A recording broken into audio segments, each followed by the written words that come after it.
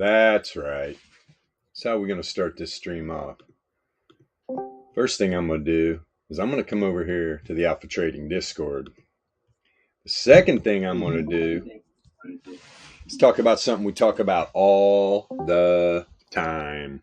That's about using leverage and swing trading volatility.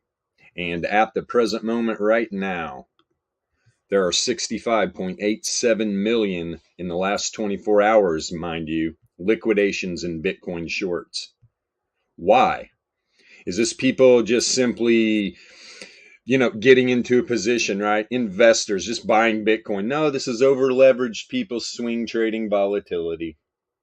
And it's sad because we talk about this all the time while our counterpart YouTube Jimmy out here is literally teaching people and showing people how to use leverage, on-ramping them onto leveraged exchanges. It is the biggest scam in crypto.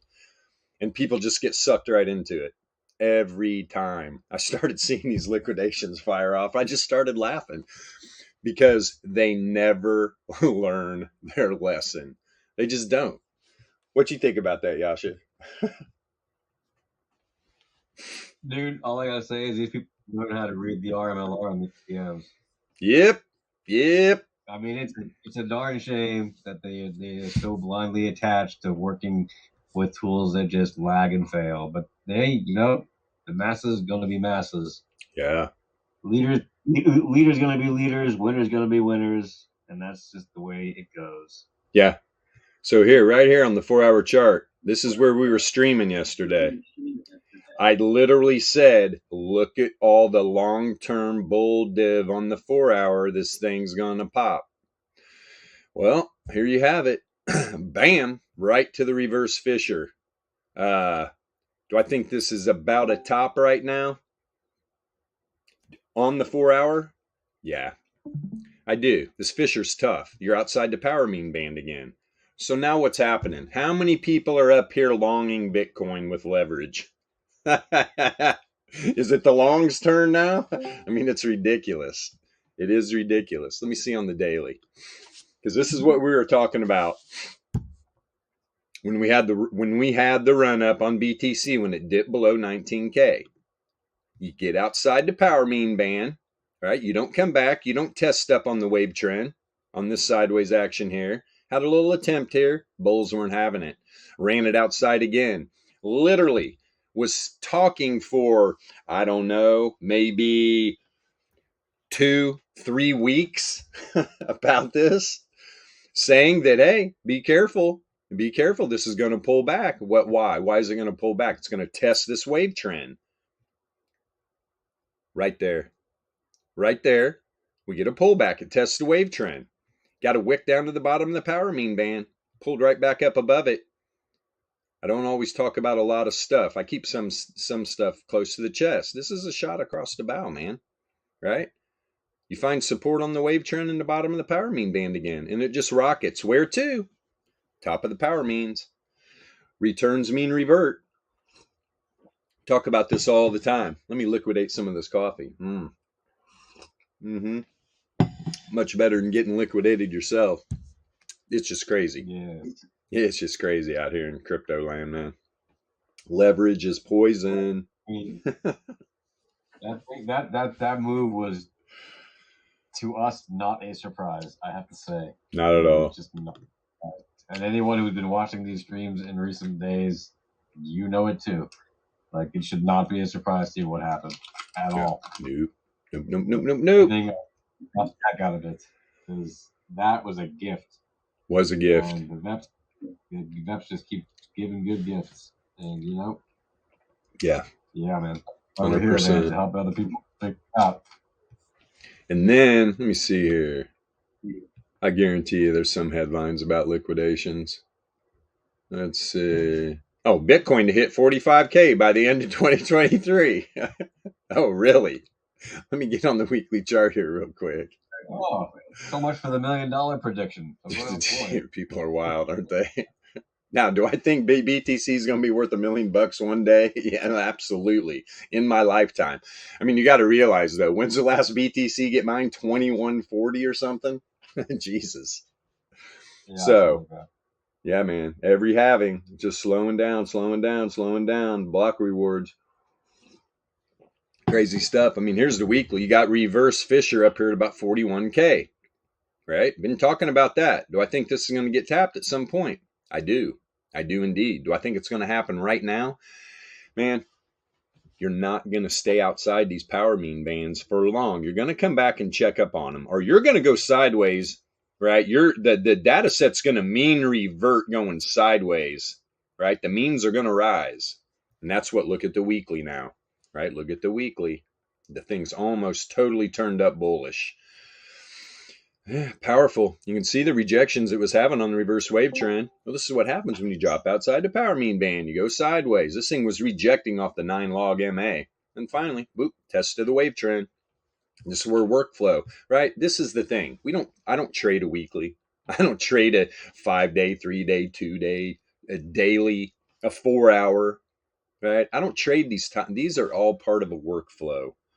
I'm gonna boil down all the way down to these low time frames, because smart traders in cryptocurrency don't swing trade volatility. They don't use leverage. They work hard to build up an account.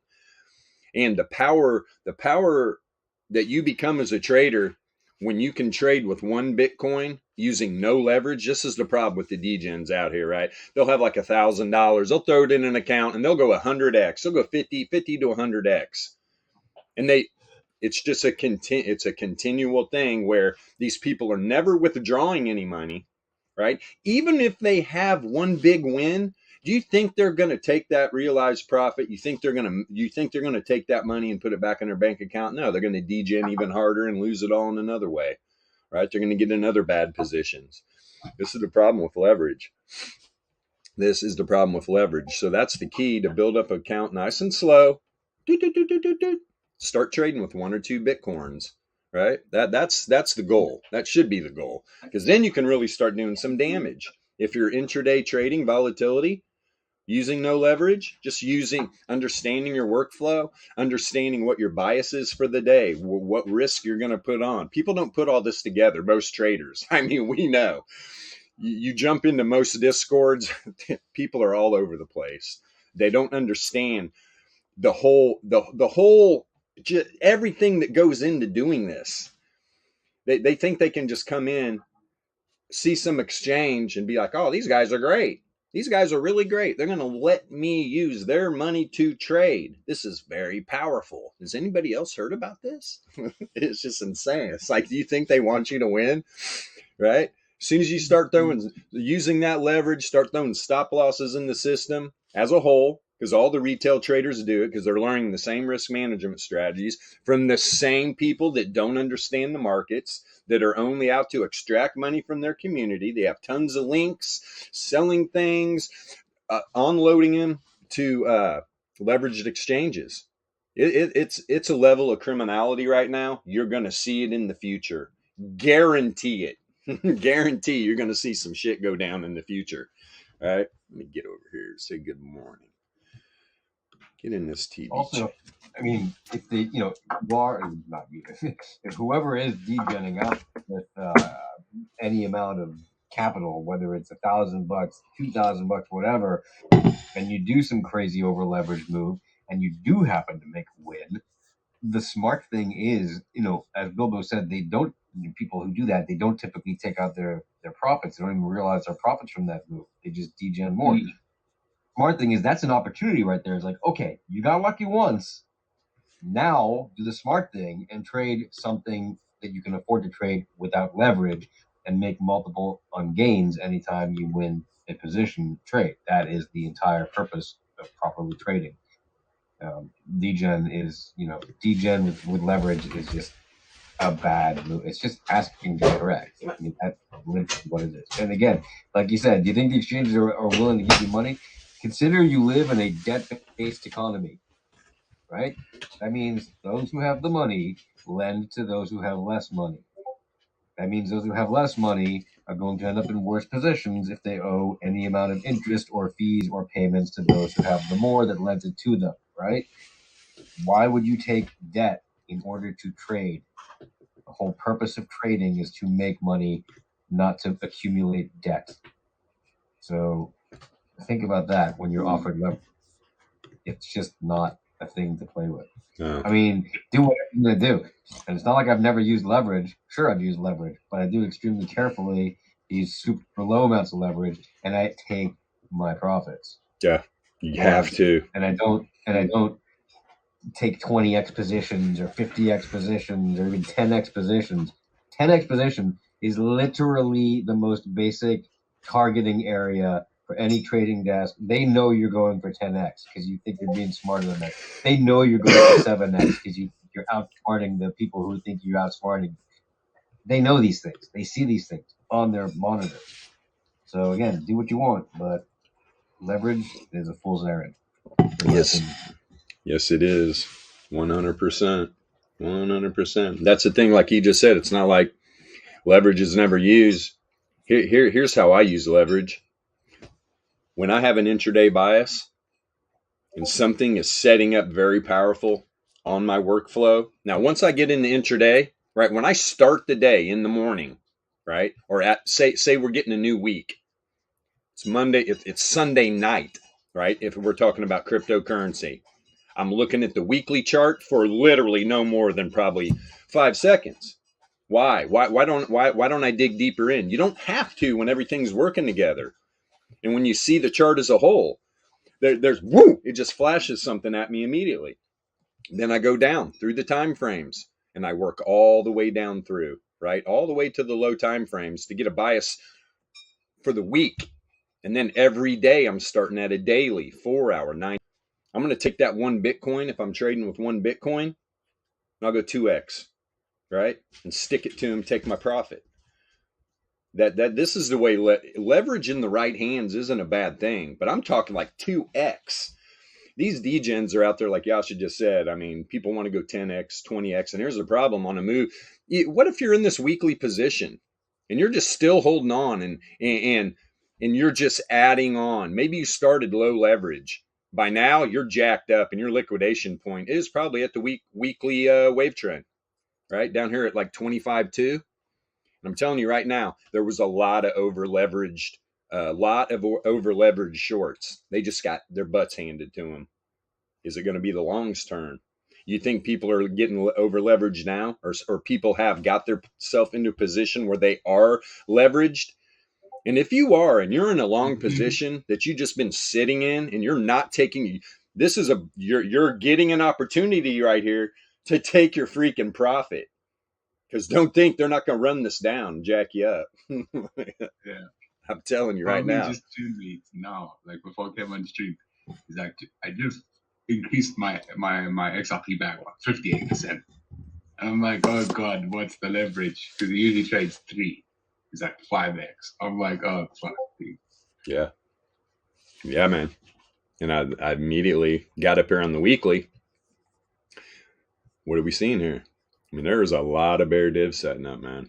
There's a lot of bear divs setting up. I'll tell you what, this returns oscillator rejects off the zero mean here, right? It did right here. It did right here, and you got this weekly candle, right? I mean, that thing dropped from, 31? Where did we just go to? About 27.5? Yeah.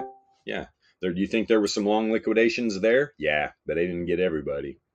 And right now, everybody's like, oh shit, YouTube Jimmy said we're going to 25K. He was wrong. Now I'm really going to get into a position because this thing's going to fly. Just like we warned that this thing was going to pump. Be careful, longs. Take your profit. You're getting an opportunity right now. If you're in a position, let me see something on the 4 hour real quick. Look at these 4 hour candles. Love it. I mean, it's literally went in at 2 outliers. 2 freaking outliers. Is there anything setting up? Locally, none. No divs setting up on the 4 hour. Now you go all the way back, still none, right? Because it's still a lower high. And there hadn't a top been, there's not a top set in. We know how powerful this reverse Fisher is. All right. We know how powerful the reverse Fisher is. And it's just, hello. All right. Got a wick above it, right? This thing, got back up to 30K? What's a high? Why isn't that showing up? Man, I got way too many monitors and shit up. Got my iPad in the way. Get the hell out of the way, son. Let me see here. Why isn't BTC? Why isn't it populating the highs anymore? Where's that sucker at? Give me a second. Where are you? Where are you? Oh, of course. Trading View. Hey, Bitcoin. Strong buy right now. Okay. Yeah. It was a strong buy at 27.5. I don't know if it's a strong buy at 30K. Oh boy.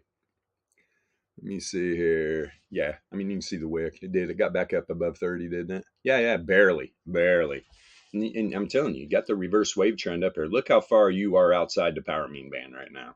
Right? This data set's going sideways while the power mean bands flip up. You can see the reverse wave trend's getting ready to start climbing too. But as far as this exceeding that level, gonna be tough. Gonna be tough. Pop back on the daily here. Especially, look at the daily, right? This is all this was, right? You come back, you test up on the wave trend, and you rock it right to the back side of the top side of the power mean band. This is no man's land up here. You know, you can shoot up above it, but returns mean revert. Returns mean revert. Look at the 4 hour right here. Hello, all right? Get this little intersection right here. Look what happened. Woo! Right to the top side. Things starting to take off. This is another reason why. Do I think this is a local top right now? Yeah, man. Look. I mean, you're up here above the 2 SD band. On the daily, I mean, on this 4 hour candle, 3 SD move. So right now, on the 4 hour, there's 2 hours and 43 minutes left in this 4 hour candle on BTC. There is a 95.4% chance by the end of this 4 hour candle that it pulls back in. What is that number? About 29.6? Yeah, 29.6. We're only talking about a couple $100. It's actually 29, yeah, 650. 29.650. Let me go over here on the VRE here. 29. Whoa, what are you doing? News? Any news? Let's see. Let's give BTC its own little. Then we're gonna. What time is it? 9:17. Don't let me get past about 9:25 without going over and checking SPY out real quick. Let me see here. Okay, BTC. Let's see on the 15. Oh, that's $1. I'm like, what the hell? That's a strange looking data set for what just happened. Oh, that's because that's a Dixie. Dixie week. Oh, and then we're going to get into my earnings plays. What a debacle that was. I was right, but boy, it didn't play out after the fact like I thought it was going to. Let me see here. It was exactly opposite, too. So, hey, that's why you limit your losses. That's why you limit your losses. Let's see. BTC. Yeah, I'm going to go to Coinbase. Oh, wow. Let's see. So here's the third standard deviation, right? Or wait a minute. That's BTC on the daily. Oh, yeah. That's daily. I'm talking 4 hour. There it is. Look at that. That is the third standard deviation, normal distribution on the 4 hour candle. That little blue line that's right above what? That is the third resistance level on this daily price action volatility range. And I mean, BTC right before the close, right? We bounce right off that tight range going into the end of the day. Why? The bulls know where this is going to be at. Here's a new daily range. Right before the end, they run it up to open up above. So they got that support underneath them, right? And what's that right there? Right? That's the bottom of the new weekly. So you've got you're getting this daily range back up into the up into the weekly after the dump we had, right? Back down to 27.5. Well, that's changing real fast. Did we get a test of this daily range? I mean, close enough. We're talking, let's see here. If we would have opened up the new day right here and we just took off, we didn't get the sideways action. Look what happened immediately. We had this little pullback. About an hour, about 45 minutes. Actually, if you go to the wick on this candle, so about an hour of a pullback here, heading towards the top of the daily range. So yeah, in my opinion, definitely tested 28,130. Yeah, we're talking $100. Definitely a test. But now, where is that area I was talking about? Right? Was it 29.6? So we're talking 95.4 Laplace. Right? Could come down, bounce off that, but we're above the second standard deviation on the daily.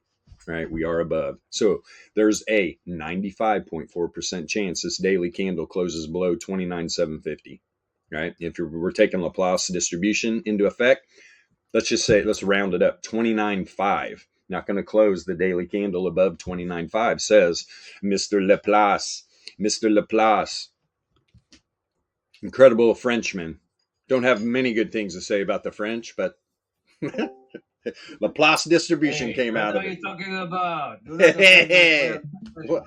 What is up? Huh? Yeah, this goes back to old shit. My dad in Vietnam. Should see some of the letters. It's a riot right in my before she was my mother.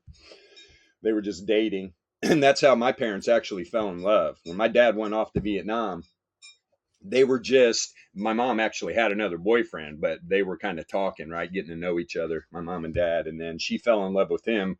Do their job and just, it's a riot. Pretty funny shit, but you know, war is dumb. So here we go. Yeah, I got sidetracked. Okay. So here's the probabilities, right, for this daily candle. Do I think this is a top on the day? I mean, I do. I'm not saying this can't rip up to a third standard deviation. This is why we use the distribution. You know, I mean, literally all the way down to, you can use this on current candles all the way down to 3-minute charts. And if you get this is why scalping using this stuff is so powerful, because when you get these moves, say on a 15-minute, and that 15-minute pump goes to a 3SD, for God's sakes, take your profit. I'm probably taking it at the 95 for Laplace. All right, because I know these algos love Laplace distribution. And this is just recent, in the last few years that they've been using it. Before, like if you ever go way back, if you go back in time before like 2018, using normal distribution, looking at old projections and stuff, you'll see normal distributions are hitting left and right. Just like they still are today. But I'm telling you, man, on these quick little moves, Laplace distribution, beautiful. It's a beautiful thing. All right. Let me flip this back over. Boop. There we go. Whoa, where are you? Bitcoin. We're going to serve you back up. Hold on here. Let's scale this down a little bit so we can get that weekly range in. There we go. And let me throw this on Dixie. Let's see what's happening. Then I'm going to pop over on SPY real quick. Let's get a look how this thing closed. And what literally, what did I talk about yesterday? Right? The probability of SPY closing, where at? Go back in yesterday's stream and listen to it. I was like 95 for Laplace, second standard deviation. That was a probability, right? Now, did I know for a fact it was gonna? No, I didn't at all, right? I was actually looking for a move to the top side to buy some calls. Never happened, never got into a position. Obviously all day, I mean, my God, this thing really dropped, didn't it? So if you bought some of these puts down here, woo, you got paid. You got paid. Good on you. But that was an area, that was a probability, right? And it did not close below the second standard deviation. Closed below the 95 for Laplace, right in between them. Boom. Now pre-market, but it's up half a point. Up half a point. Whoa. That's supposed to be Dixie. There we go. There we go. And look at Dixie dumping out right now. Interesting. What a shit coin this thing is. Let me see here. Man, this thing is just dumping. Well, I'm telling you too, man. You've got these daily levels populating below the weekly. The weekly range on the dollar index is tight. So this thing is definitely going to trend. Definitely going to trend. Let's see what's happening here. Yeah. Time is it 9:24? Let's take a peek here. Damn, dude, that Dixie's moving. Yeah, man. That's on the 15-minute. There's that dump on SPY, the daily candle. Woo! Bye-bye. Come on. There we go. Still having an outlier. Remember, I was literally telling, look at all the bear div on the daily. Look at all the bear div on the daily. It's just building. Flush, right? Flush. Here was some local right here. Had a nice little flush right here. Pop. But the way this is looking, look, the volatility was crashed. When are we going to get full expansion? Right? It's been a minute. It's been, I mean, all three of them. Let's go back. Let's see how long it's been. There we go, right there. Bam, on this up move. That was the last time all the volatility reads were at 100 percentile. And then it just fell off a cliff. Fell off a cliff. Kind of went sideways for a little while. Had another pump to the top side. Yeah, this is erratic. Erratic. That's what you're going to see, though. Now we're moving down. And if you look right now, or at least yesterday, there was that 95 Laplace. Right? It closed right in between 2SD and 95 Laplace. Let me take a quick peek at these volatility reads because they're all expanding now. Yeah, I'm on the daily. Good. Come on. Get your butt up there. 981. It's perking up. Negatively, significantly negatively correlated. What about the 2400? Negatively correlated. All three volatility links are saying down. Down we go. Total random walk. Look at the entropy. All right. A lot of people will be like, oh man, did you see SPY trend to the downside yesterday? Well, the daily candle, I disagree. Entropy saying it was very random. All these fishers are down. And then all this bear div. All this bear div. Look at the correlation. All right. Positively correlated from the time it flipped. Boom, boom, boom. Let me see here on SPY on the 4 hour. Having an outlier still. Even on the 4 hour, man. 4 hour and daily. This is what you're looking for. All this, yeah, it's all good. What's the one thing you notice from the high here? They're all lower highs. Every one of them. Lower highs. Just building. Man, now you're getting the flush. You're below wave trend, right? SPY's below wave trend right now. Do I think this thing, and in my opinion, this is where I was looking for it to get tested, this cross. Well, it just, boy, had a little delayed fuse, man. Boom, here we are.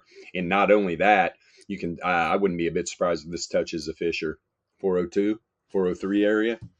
Wouldn't be a bit surprised at all, except one thing. What are you noticing right off the bat? All right, you're at the bottom of the power mean band almost.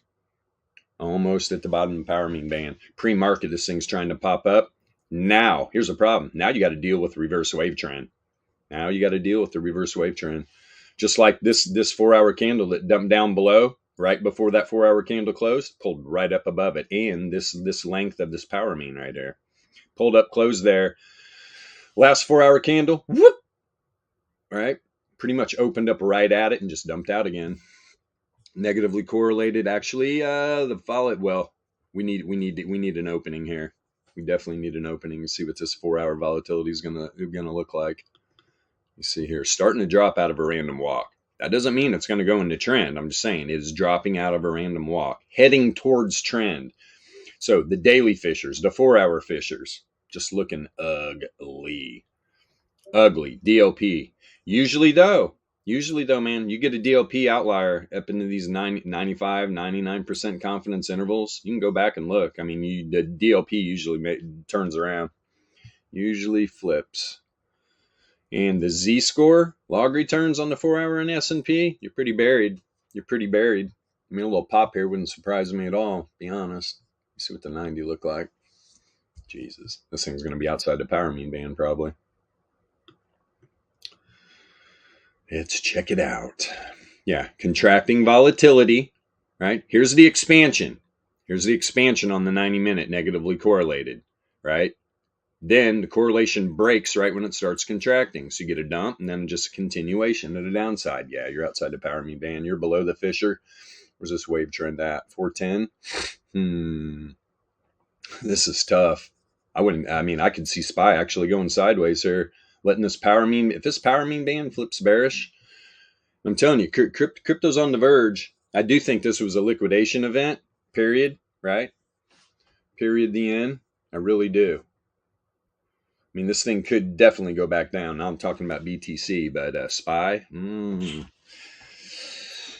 So on the daily, right, you're underneath that reverse wave trend. Hell, you're under Fisher and the 99 log MA. That doesn't happen often. That's a lot of selling right there. That is a lot of selling, especially when the dollar's weak, right? So traditional markets are dumping out. With gold, my friend. Let's throw gold up here and let me save this chart. Come on. Oh, gold being frisky. You gonna flip? Come on.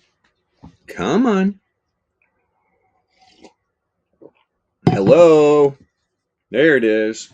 Yeah, look at this little nice candle. Of course, you can see Bitcoin, gold pumping, weak dollar markets. Okay, here we go. We opened up below the daily range. I mean, that's what's going on, right? These bears made sure this thing was going to open below. Wow. So you've got this weekly resistance level here, right below the first standard deviation of the top side.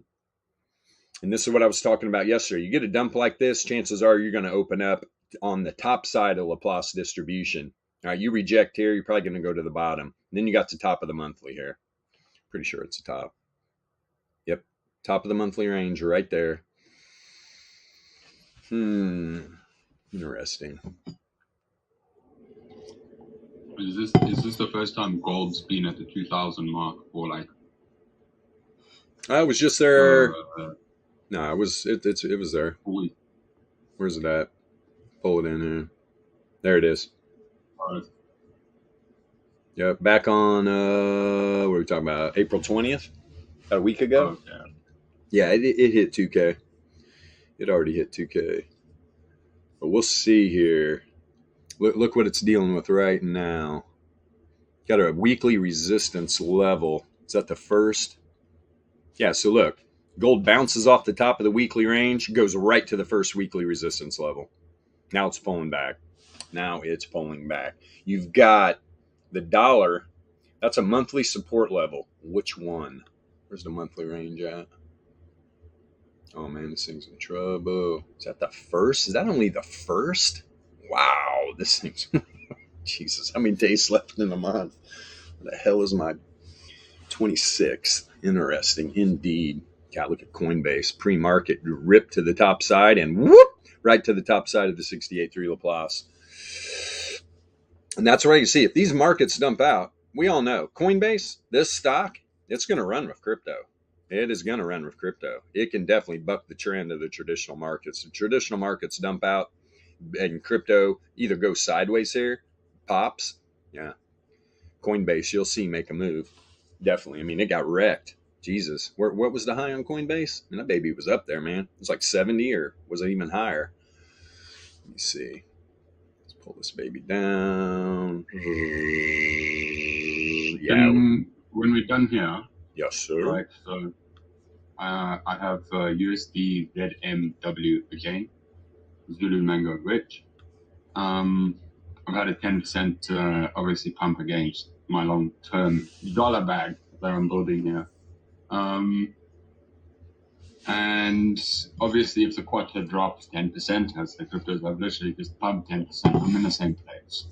So if I have a pullback, I can actually buy 20% more worth of crypto at the pullback price of wherever we left from. So I'm just wanting to know, with this Dixie that's moving right now, what do you think? I haven't looked at my chart, USD ZMW, but I'm thinking that it could rush from 17s to 60. So I know what that is, like a SOL move. Yeah. So I'd just like to get your thoughts on it, because obviously I don't want to buy here. I would prefer to be buying like 3 weeks out. Okay. You see here. But I do have the option to sell here as well. The rest of this pump, given that I'm wanting to buy it in 3 weeks later, I do still have some ammo in crypto. Okay, what am I looking at? USD ZMW. ZMW, yeah. ZMW, USD. Kwacha. Other way around. Oh, you want US dollar, Kwacha. USD. If it goes down, it's good for me. That's all. If it goes up, then it's really shit for me right now. KW, what is it? M. Zulu Mango Rich. USD. Oh, why'd I put K? Thought you were in Kenya, sorry. No. Here it is. ZMW. The old one. We have liquidity problems. Yeah. Anything on these time frames. I usually look at like the daily. Yeah, gonna have to. Holy shit. Look at the quad. So here we are, folks. We're talking about the Kwacha bull run. The Great Quacha Bull Run from September of what is it, 22? Jesus, man, that thing. Talk about it. $5 now. Look at that thing. Just rode that power mean. Yeah, we've looked at this before, I know, but it's amazing how some of these. This is why we tell people, hey man, go trade Forex, learn these indicators. Jesus. Yeah, literally, dude. So yeah, I mean, this thing just gave away the whole move, pretty much. Yeah. Pretty much. couple hours worth of work. I'd be a trillionaire if I just swapped everything to the Quacha. Yeah, so at the dip, converting it to dollars, and now you'd be on your way up, making more Quachas. Oh boy. If you want Quacha in the end. Jesus. Holy crap. So here's the weekly. Look at the weekly. Went right to the bottom of power mean band. Yeah, man. I mean, do I think that was the bottom? Probably. Is it going to come test this wave trend? Probably. Especially the dollar weak. The dollar stays weak. Oh my God. I mean, because look at all the hidden bull. Boom, boom. So if the dollar dumps, this would go red candle. Like that's how it works. If we're looking at your chart, the other way around, the inverse pair of this, if the dollar dumps, that chart would pump. But for just easy, simple thing, if the dollar gets weak, this one goes down, and that's good.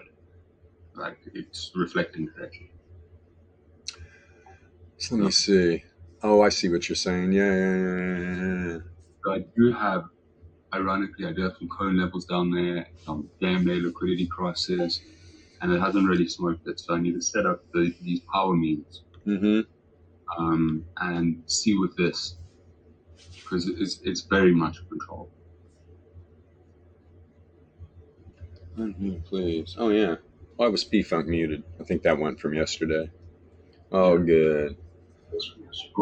What do you reckon? 3 weeks? Do you reckon it pumped from here to 18, or do you reckon it has 16 in 3 weeks? Tough to say, man. Yeah, very hard. Yeah. Tough to say.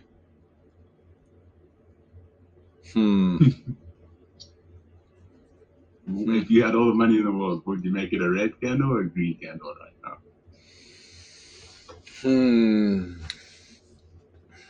Signals. The man wants signals. It sounds that way. Well, I'm up 30% technically because I haven't bought any crypto. So when I do cash in the dollar, I can buy 30% more crypto, and we've had it double. Yeah, I want to look at this the other way. Yeah, you can look at it the other way. Now I can't understand it. KW, yes. KMW or KWM? Zulu Mango Witch USD. Oh yeah, why do I keep with the K, man? Witch USD. Whoa. Get. Let me turn this UPM off. Why is that? Huh. Yeah. That way it's giving a little false read here. Let me look at the daily. Yeah, there we go. This is what I wanted to look at. Okay, UPM. Yeah. UPM just freaking. So this means okay. 5 cents. Yeah, man. Dude, you got to watch right here, right? Obviously. I mean, if this thing rejects off the zero mean with some more bear div. Yeah. Although you're going to have to get a higher high, which that's not happening, doesn't appear. But look at, I mean, this one's hard, man. It really is. Let me look at the 4 hour. It'll be a cool case study when it comes to Forex. You are on the 4 hour, man. You got some bull div. You got some bull div on the 4 hour. Look at the volatility's just non-existent, randomly walking everywhere. Got some trend back here.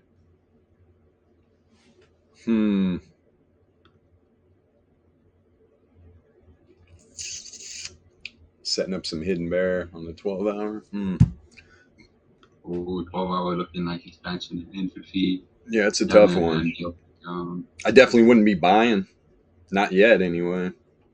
Yeah, you wouldn't be buying quite Mm-hmm. Okay, yeah, that means it for me goes to 18. Yeah. Right? I'd push it out a little Yeah. bit. Let this dollar shake out. The dollar, I mean, who knows? I mean, I've been saying it for what, months? I think this dollar is going to dip down below 100. Yeah.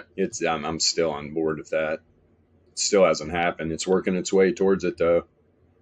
It's on its way now. I mean, in my opinion, we're seeing the death of the dollar. Yeah, I agree. No, gents, check this out, right? So here's what I've come to the assumption to, because I'm wanting to buy a new microphone, okay? And me buying a new microphone at 20 kwacha or me buying a new microphone at 15 kwacha is like a 25% discount, okay? So what I realized is like, hold up. So I've been looking at a Shure microphone, and the thing was $250. Now it's like $200, okay? And the kwacha has fallen.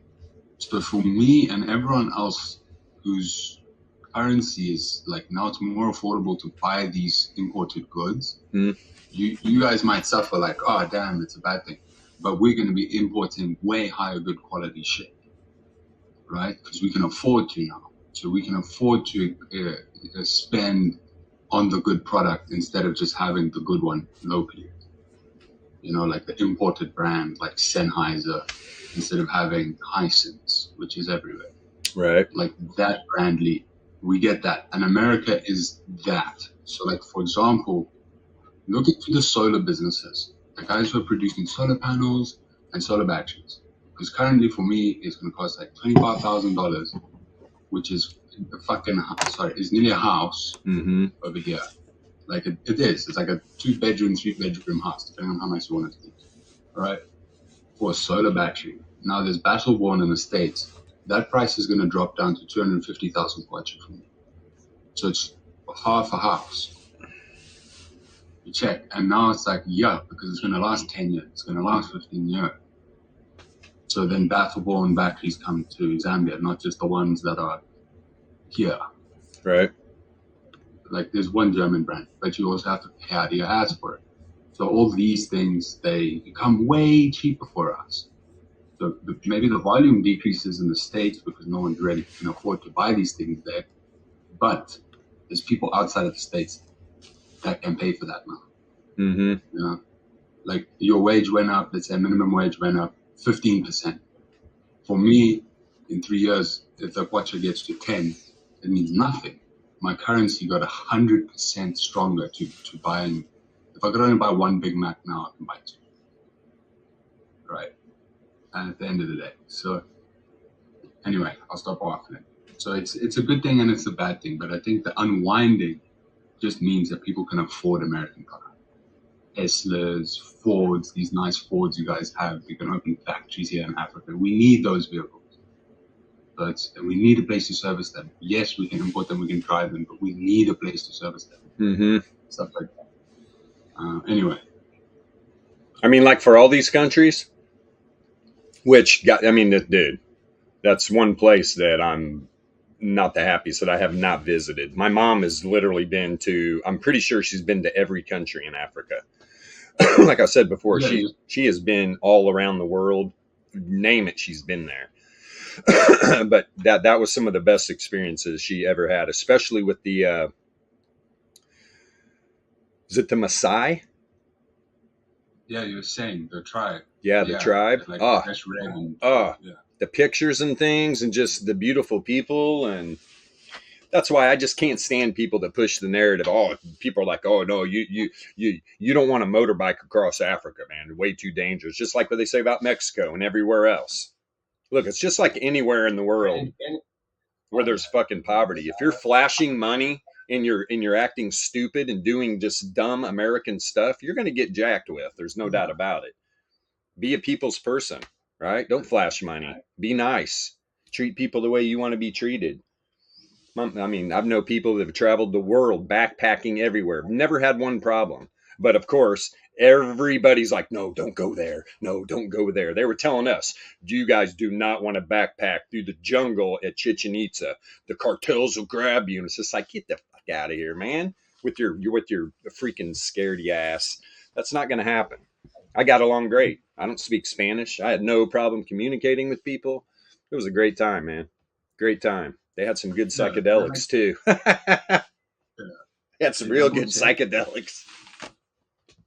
You're not a police officer, alright? You're not undercover, alright? Well, then you just keep quiet and carry on. Just, yeah, Because, man, do your you thing. know, Like when I was down there, there's one coffee shop. It's a little town called Peace Day, and that's where Chichen Itza is. And there's this lady walking around. There's one coffee shop in town. It's got a big outdoor area where literally probably seat 100 people. And there was like a spiritual like event going on. So all these Americans just flooded into town for this thing at the pyramids. And this lady is walking around with $100 bill. Does anybody have change for this $100 bill? They don't have change for this $100 bill. Any of you Americans got it? Her and her husband disappeared later that afternoon. Never found them. What? Never found them. You don't flash money like that, man. That's just stupid. If they didn't have change for 100, I'd have been, hey, can you break this? No? Okay, I'll move along. I'm not going to sit there outside and go, ah! People are wild. I have more. So SPY. Anyway. Yeah, good stuff, though. And I was almost thinking about, that's where I was going with all this. Like a country like Zambia. It's like, when are they just going to adopt a cryptocurrency? All right. I mean, in my opinion, Yeah. bam, Yeah. So, yeah. bam. Then you're trading against Bitcoin, and then you're running with Bitcoin and good stuff. So check, right? Yeah, I man. I find it hard for maybe some people to comprehend, but like here's the general thing: we have mobile money. So what's happening in the States is called Cash App. Right. It's where like a third party is holding the money and you can withdraw it, aka a bank. So what's happening is we have mobile money, which means like Verizon, I can buy Verizon dollars and send to another Verizon cell phone number. This has been going on for a long time. People hyped it up in Kenya. I'll check it later. They hyped it up in Kenya. So then what's happened now is there's private businesses that have come in. So like Verizon, like AT&T. So we have MTN over here and Airtel, which is an Indian company. MTN is the African company. These guys offer those dollars on their network. So what happens is they go and they lock up like 1 million kwacha at the central bank. Okay, then the central bank grants them access to use that money within their network. Okay, so if they put enough little bakeries down, enough little shop tellers, and people are willing to accept to use that mobile money, people get paid in it, like $400, $500, their monthly salary, and they go withdraw it at a kiosk or something, right? So like this is not a different thing for us.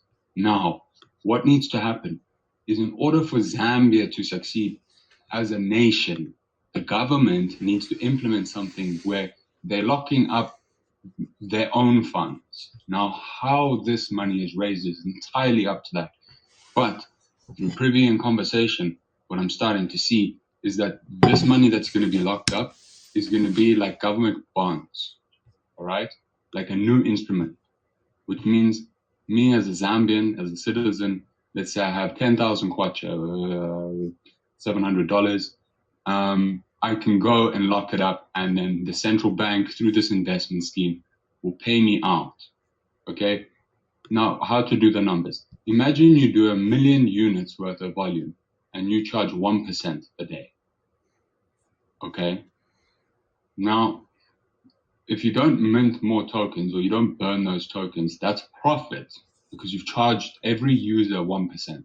Now, that's what the government needs to do. They're allowing private business to do this and make that, and all the money that they're making is they're taxing that 1% off of MTN, right? So that's their income, and then they're taxing it, and they even get a different tax rate than your normal tax rate because it's a mobile money transaction. Okay, so it's like even less than, let's say, your normal income tax. Okay, I'm telling you guys, like very, very, like this is what my central bank told me when I walked in there and I sat down. This is what my SEC told me when I walked in there and I sat down. Okay, so all the governments need to do is offer a service like that, and then people can utilize it. And if the transaction fee is 0.5%, well, then guess what? The government is making more money off that 0.5% than they are off the private company that they tax. Okay? They're now competing against the private company, but they're also taking on the private company's risk because they're locking up a million kwacha. So there's a shift. Okay? The American dollar is maybe too big to do that right now.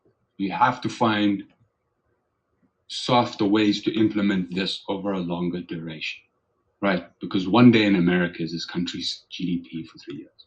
Might be shitting. Okay, so like the experiment here is $7 billion donated by Camilla Harris and team to go, yeah, there's your GDP for like the next 3-4 years. Like, go do something. Right. You know, let us know how it goes. Anyway, so that's the general idea. It's not a bad thing. We see it happening in Europe, and they're like, oh, you can only withdraw 500 euros, blah, blah. But you can still use the private company. No one's telling you can't withdraw 1,000 euros off a cash app, $1,500. It's slow. They don't have the volume to lock up that so that every citizen can withdraw 1 million euros if they have. Like, not even a bank's going to allow that. Right. You know? So that's the general thing. So I see in the first world countries, they have way stronger things, so they have to be very cautious about what they're doing. Yeah, we get beaten up by the dollar, so we need to adopt these new things quick, you know, so that our money moves faster. Then when the dollar is wrecking us, we need to be able to get in and out of our currencies a lot faster, so we don't hurt as a whole nation. Anyway. Yeah. Just sitting here looking at end phase. Wow. I mean, the earnings looked good, and holy shit. Rejection off a wave trend. Look at the wave trend. I mean, it rejected right off of it. That's why I put on the other chart, right? To take profit. Holy shit, take profit. Look where it's at on the RMLR bands. Right to the 3SD band. Look what happened. This thing dumps out down here, tries to pump, literally ejects off the third standard deviation on the 4 hour, and just dumps out to the bottom of the RMLR bands. Devils, little devils. Yeah, this is wow. Let's even populate. Gotta love it. Right to the monthly wave trend. Right to the monthly wave trend.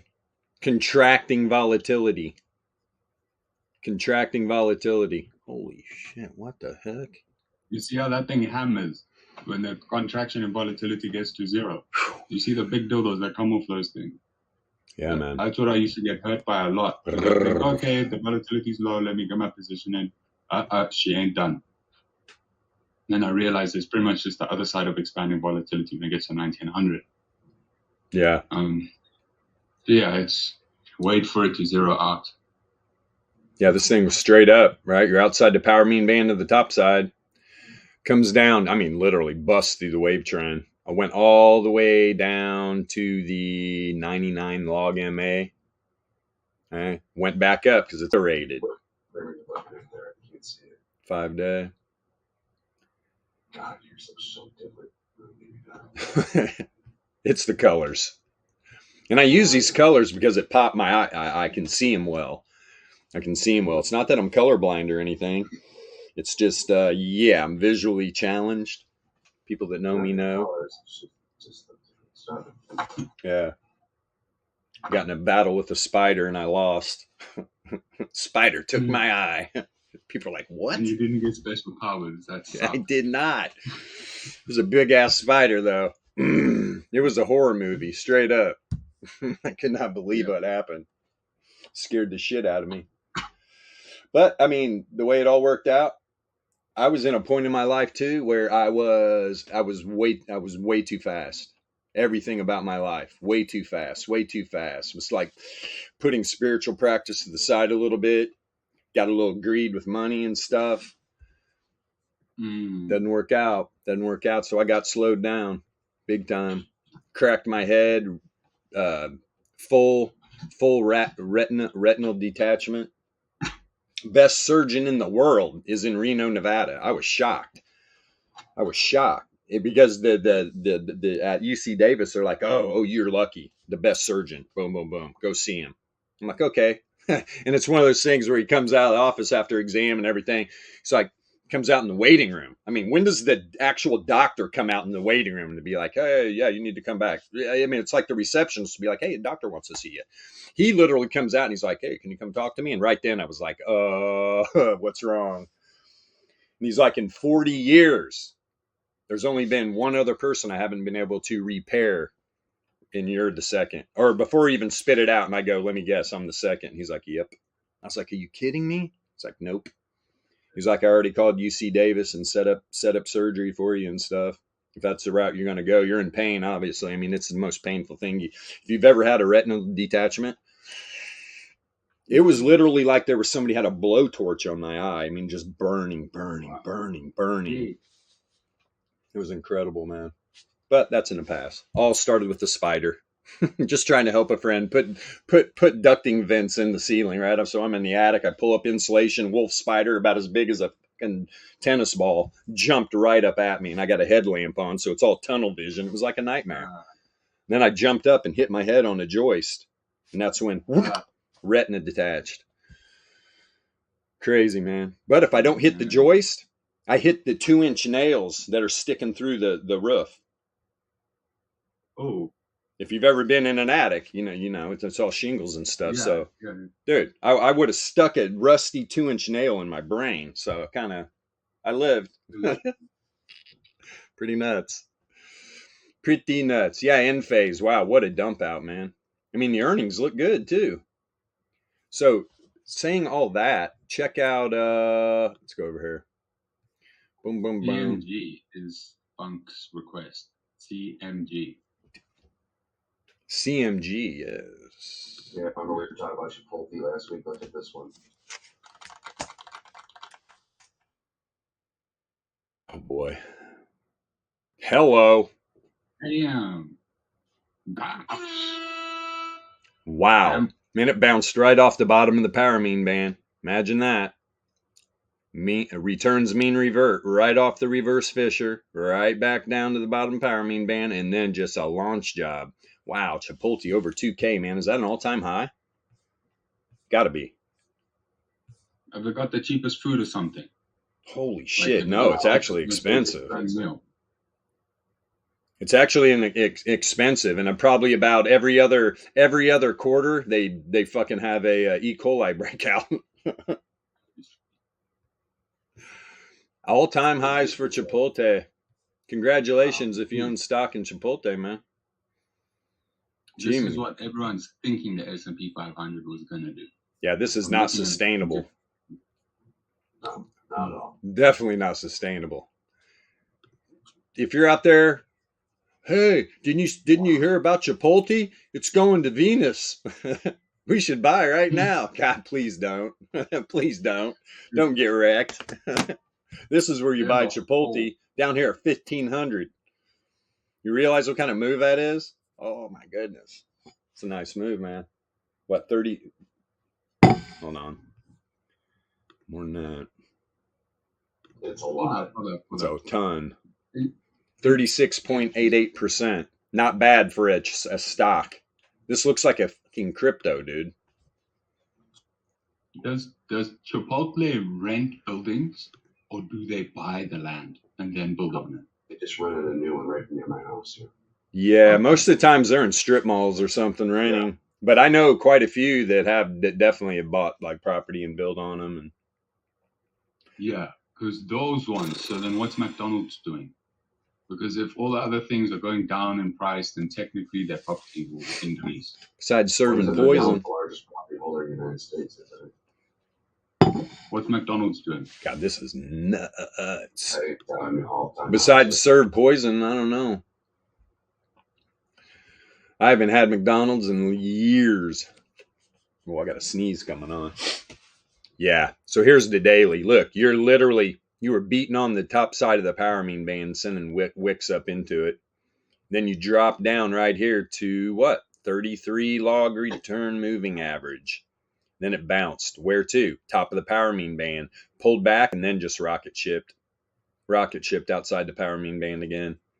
This is why when you ever see anything like this, number one, if you're in a move, take your profit. Number two, don't buy the top. Don't buy the top. I don't care if this thing goes to 3K right now, just some screwy shit happening going on. The probabilities right now are this thing's going to pull back and pull back hard. You don't think people are going to take profit at the all-time high? Definitely. Definitely. God, look at this. Look at this wick. How many people got wrecked there? Goodness gracious.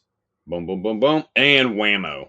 Of course, you're going to test the wave trend, but it went overboard. It got outside the bottom of the power mean band as it's flipping bullish. Shoo-wee. Man, this thing's a mover. This thing is a mover. What's this 4 hour look like? Holy crap, this thing's a mile outside of it.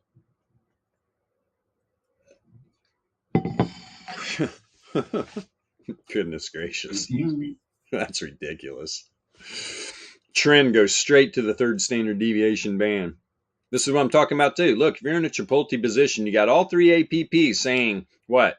Buyer exhaustion. All three lengths of the volatility percentile are peaked at 100% with grade.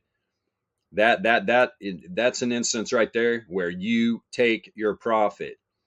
You take your profit. It doesn't matter. This is what this is all about. It's all about taking profits, not just continuing to just sit in. Now, if you're just an investor, good on you. Good on you. It's about to get really volatile. You think that's volatile? Wait till this thing pulls back, man. It's just climbing though. Something's going on.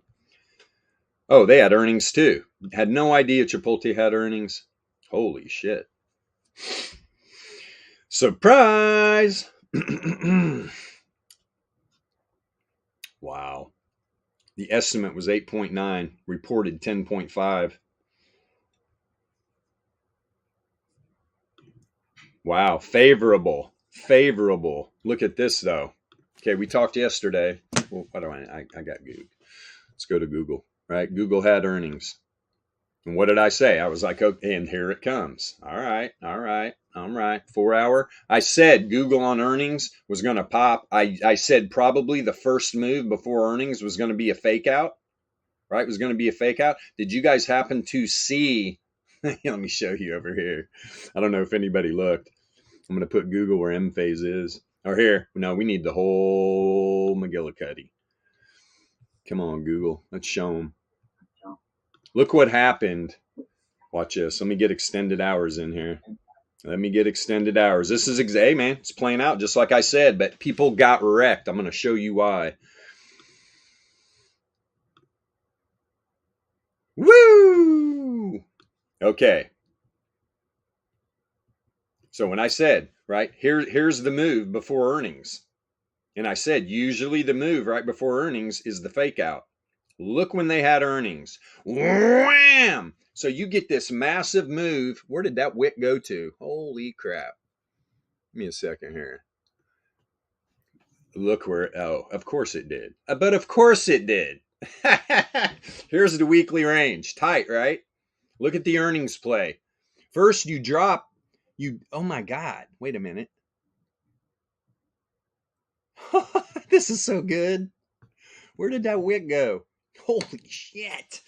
So you open up, man, that thing dumps down to almost the second support level on the weekly, but look where it jumped to. Look where that candle went to. Right to the third resistance level on the weekly. And then got hammered. You think people took profit there immediately? Yes. And man, it dumped out. But now it's rebounding.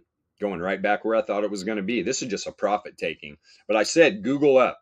Google up on earnings.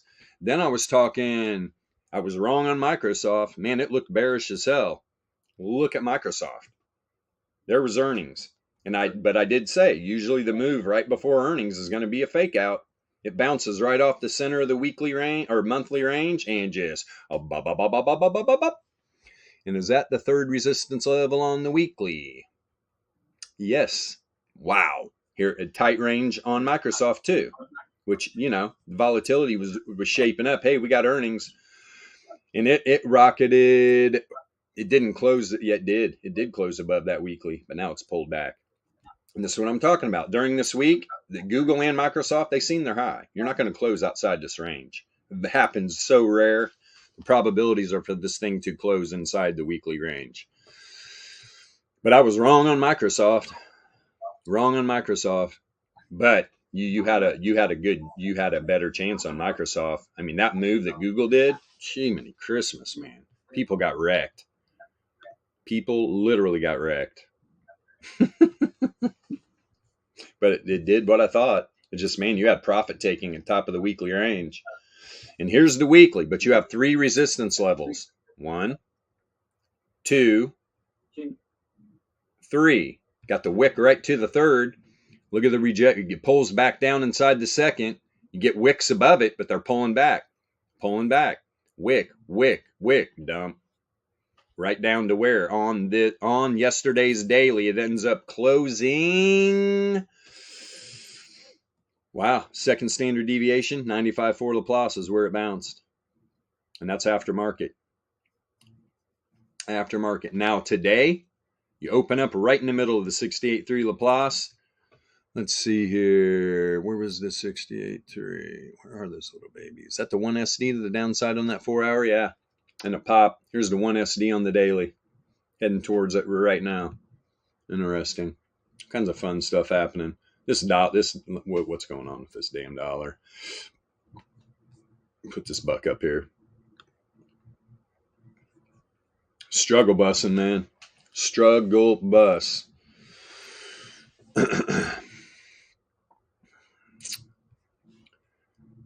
So you're below the second resistance level on the weekly. Those things flip. Bearish, right? They will definitely flip and be resistance. But you're finding support on the top of the monthly. This thing is stuck right here right now. Something's going to give, though.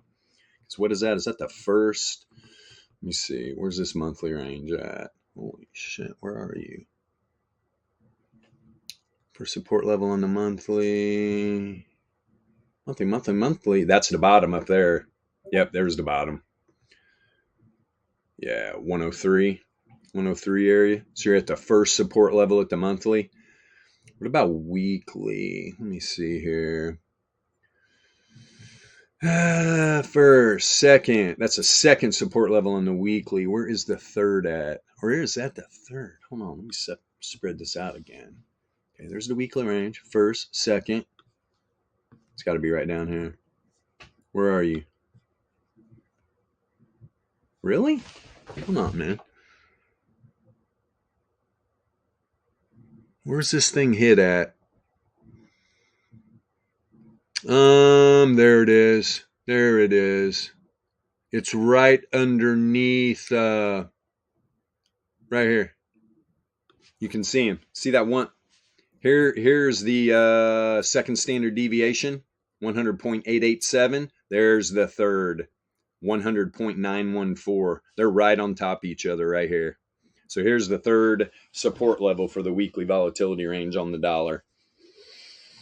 Is it going to pop down there? Sure could. I mean, it's only a 2 SD move, but it's going to try to pop here. It's going to try to find support.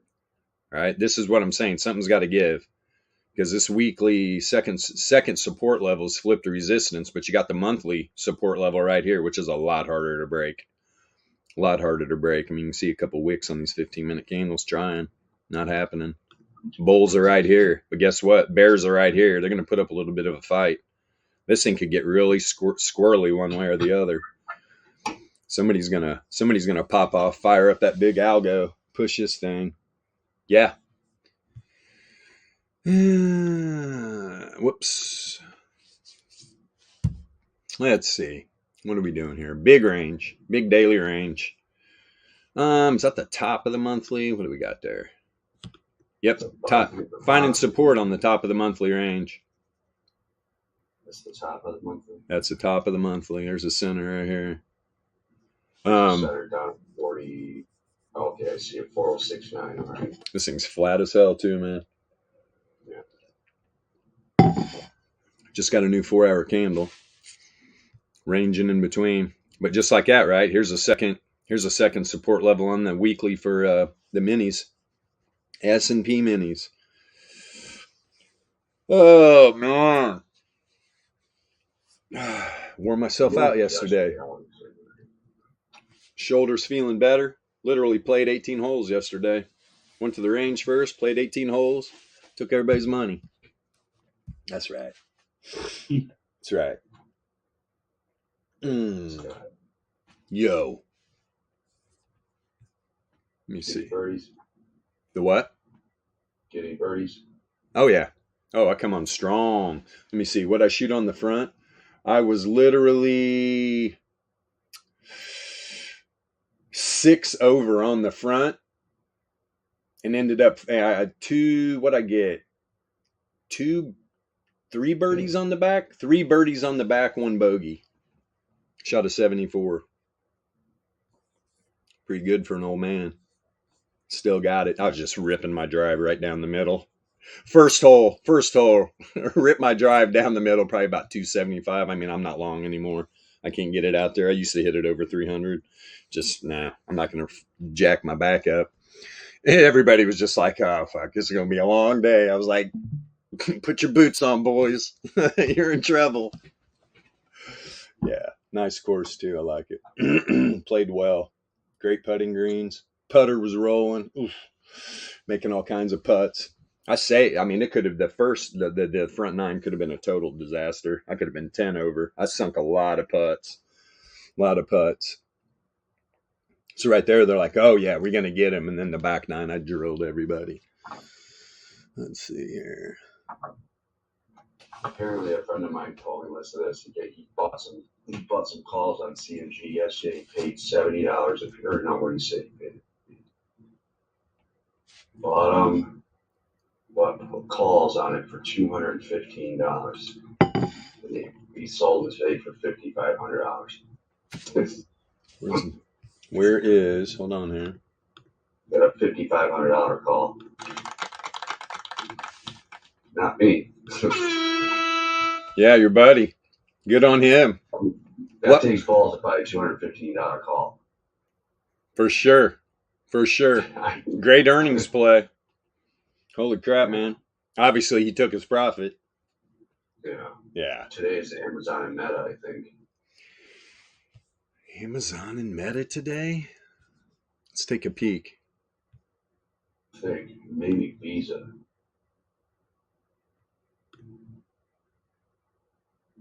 Oof. Look at post-market. Pre-market dumped it right back out. Maybe that was today too. Yeah, let me throw this on Amazon here. There we go. Let's see, what time is it today? Close? Yep. 27th. Oh, tomorrow. Tomorrow close. Tomorrow. Visa reports today too. Visa. Yeah. God, man. You were outside the power mean band. That thing tried to come down to the wave trend. Boy, it pulled right back up. Yeah, pre-market move there. Nice. Woo! Markets are firing up, man. Markets are firing up. You get this weak ass dollar and shit's gonna have a party.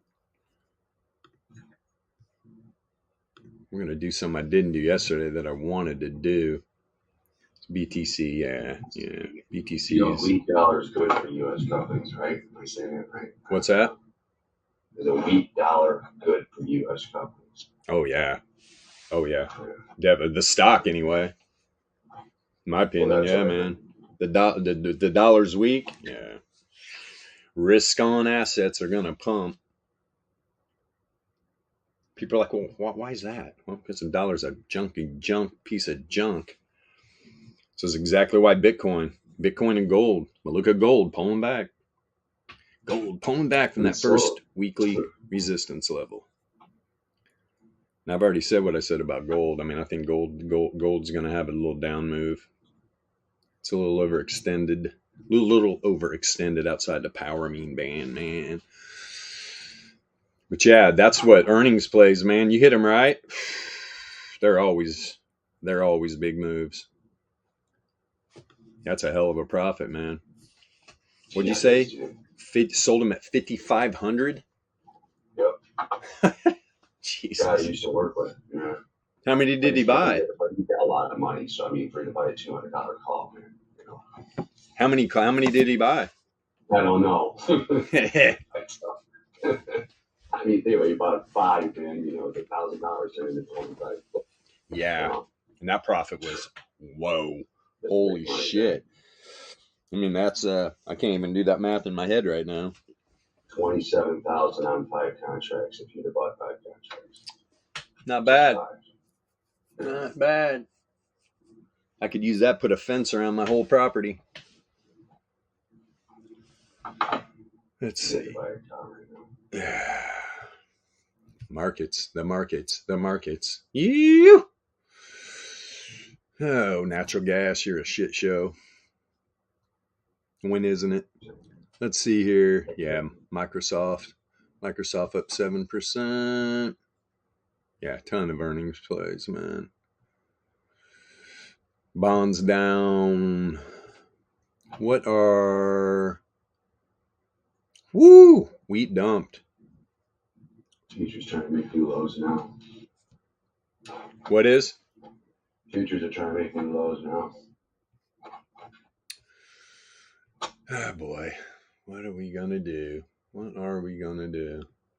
Let me see if we got any more. Yeah. Oh, yeah, climbed a little bit.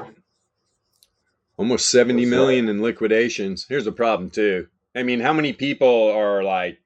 I mean, to be honest... What is that you're looking at? It's just a website, CoinGlass. It shows like you can anywhere, like it's got all the cryptos. So we can go all, which that's all cryptocurrencies, 145.38 million in short liquidations across the crypto markets. And then you can just break it up. Like BTC is the majority of it, obviously, 68.6, ETH had 30, XRP 1.72 million. Doge 2.25 million. There's all those over leveraged kids. BNB 1.48. Let me see something. Here's what I want to see. SOL 1.7. Yeah, you're probably going to see that across the board on these. Yeah, 1.34. Matic 2.36. Matic took a hit. Dot? What'd Dot do? Yeah. This is where all the smart traders are. There's only 291K in liquidations. That's probably the lowest out of anybody. Let me see. Oh, ApeCoin. Aw, look at ApeCoin. 703.45K in liquidations. Just keep buying JPEGs, you dum-dums. Let me see here. Pretty sure that is that, right? In ApeCoin? Isn't that a BAYC coin? Pretty sure that's what Sure it is. is. Yeah. It is. Yeah. Yep. They aped themselves. What the hell just happened? They aped themselves right into a liquidation. God. You see this stuff and you just go, okay. Obviously not learning their lesson. But yeah, this is a cool website. So is... Boom. Crypto Quant. It's literally exchange flows, flow indicator, market indicator, network indicator, miner flows, derivatives, fund data, market data, addresses, fees and revenue. I mean, it's got all kinds of information. If you like to dip into, statistics, right? This isn't news. This is what's happening on chain, which it's good to know sometimes. I don't bring it up a lot. Do I look at it? Yeah, I look at it for sure. But I love when we get a big event, this is the first website I pull up just to see all the degens getting liquidated. Which is crazy. It doesn't have to happen. This is what's wrong with the crypto market, man. The leverage is bad. Leverage is bad. And these exchanges are going to continue this madness until people realize leverage is bad. I mean, for God's sakes, it's such a scam. It's ridiculous. Especially with how volatile cryptocurrency is. I mean, that's what leverage is for, non-volatile markets. Definitely shouldn't be using it, in my opinion, in nothing. I mean, Forex is, everything's volatile. Everything is volatile. I remember a day in Forex where, I mean, it literally like watching grass grow. It's not like that anymore, man. Commodities, same. Everything's moving. Everything's moving. Everybody's trying to position themselves. But when are these CBDCs coming on board? Soon. Sooner than later. I mean, that's something's going on. I wouldn't be a bit surprised. You see this dollar just get whacked hard, and then they're going to roll out all this digital currency stuff. It's already all digital. I mean, yeah, we got cash in our wallets that we use, but it's worthless. Literally worthless. It's amazing it still buys anything. It is amazing. Let me put that back on. Where's Dixie? There you are. Yeah, it's got a little bounce happening. I mean, right? Bulls are waiting right here. Right at that monthly support level. Let me see. Is that the 1SD? Yeah, that's the 1SD right there. Let's see what happens if the dollar gets back up to the first standard deviation, if it rejects there or not. But like right now, 68.3% chance the dollar closes above this area. Then you got another weekly support level that's resistance. And the bottom side of the 68.3. Laplace. Boss, the plane. Okay. Let me see here. I'm going to see what alts are running like crazy. Let's look at crypto. GBTC back over 16, up 7.5%. Band up 14.67%. Still don't know what that shitcoin does. Some sort of freaking platform or something. But it moves. It does. It pumps and it dumps just as hard. Bonk's such a shit show. Such a shit show. You got one exchange down 2.6, one exchange up 11.15. Where are these bots just destroying this narrative? Where are they? There's no way that should be like that. What it is sometimes you'll find with these silly coins, is the transactional fee is like 10 billion, and you have 100 billion. So you go, it's not worth the 10%, right? So everyone starts to go, it's not worth the 10%. It's not worth the 10%, and then it really messes up the coin. But yeah, it's obviously in between there. That will be the market. But I mean, who's willing to trade at that thing? Right. See something real quick here. Where's Crypto Bubbles? Where are you at, Crypto Bubbles? There you are.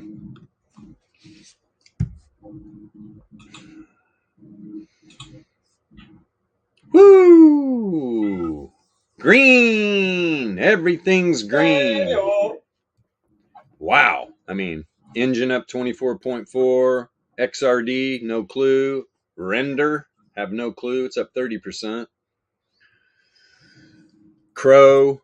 Woo! Is that Ric Flair's coin? Is that Ric Flair coin? 11.9%. Good job, Ric Flair. I mean, there's not anything red. Well, that's how crypto rolls, man. That's the difference. Let me pull up the S&P heat map. Because everybody's like, oh yeah, crypto, yeah, it's going to decouple from Bitcoin. It's like, good luck. Good freaking luck. Yeah, and here's the traditional markets, right? Got all these earnings plays just popping.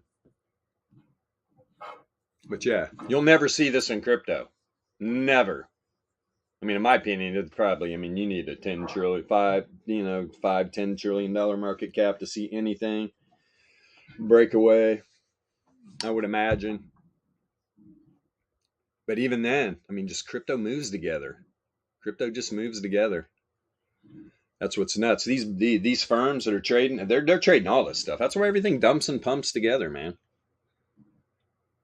I mean, I see people come in sometimes that are in their random shit coin, right?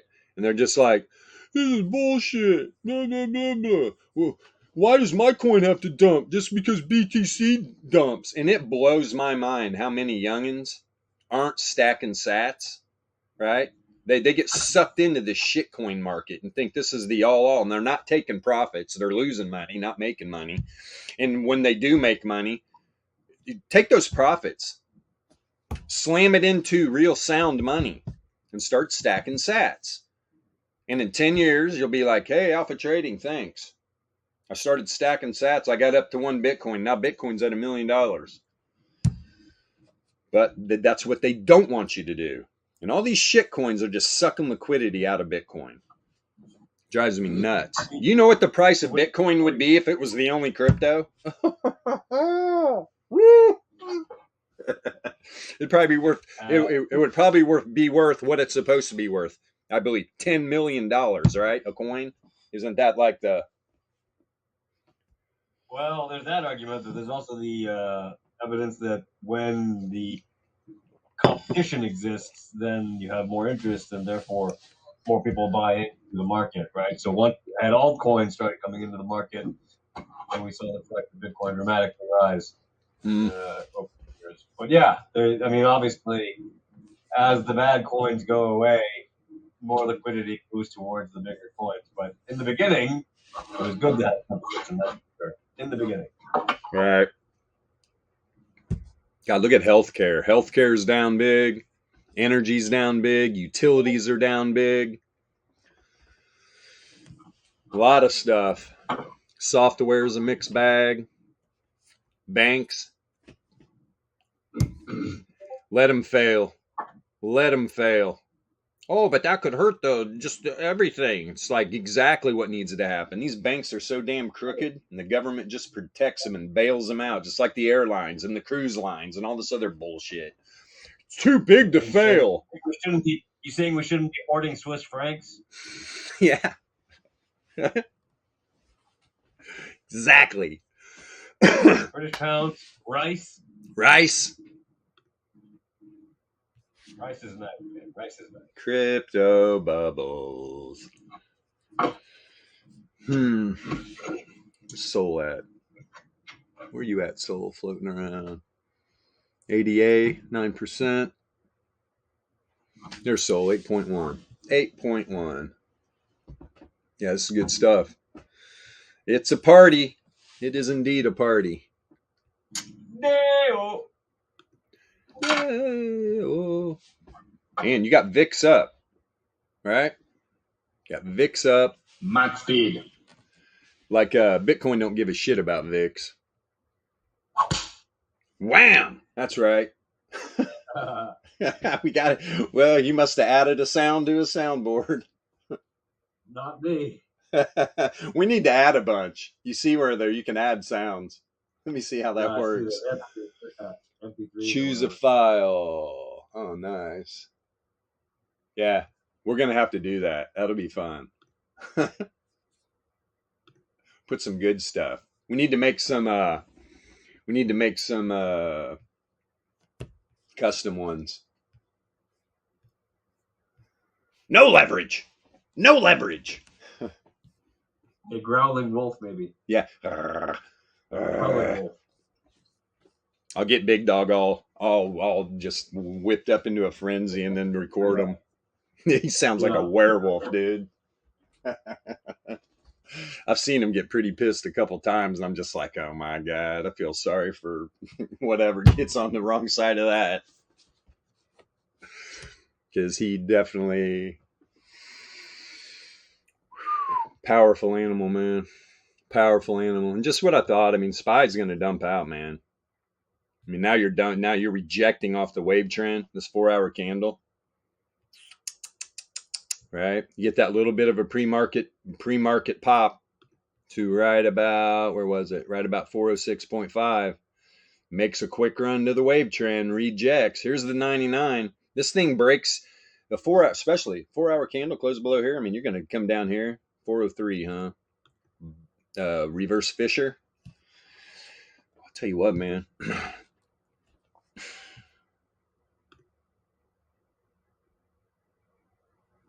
See what this looks like on the daily.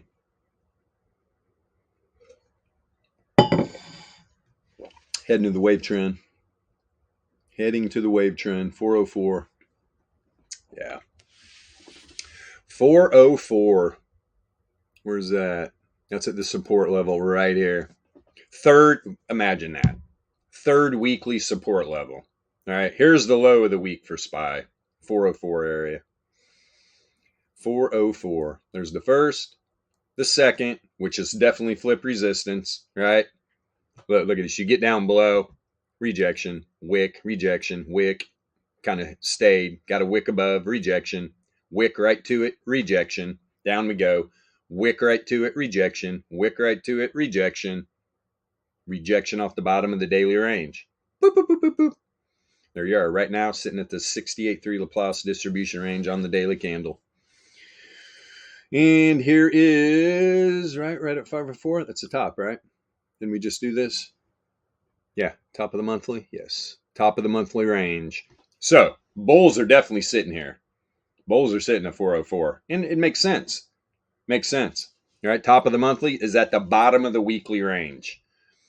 This is definitely, so this is good. What is today, Wednesday? Interesting going into the next couple days. Either this thing's going to go sideways or we're going to get a nice pop. We're going to get a nice pop. Let's kick SPY on here and see if there's any div building. Oh, I'm on SPY. Imagine that. Is this daily?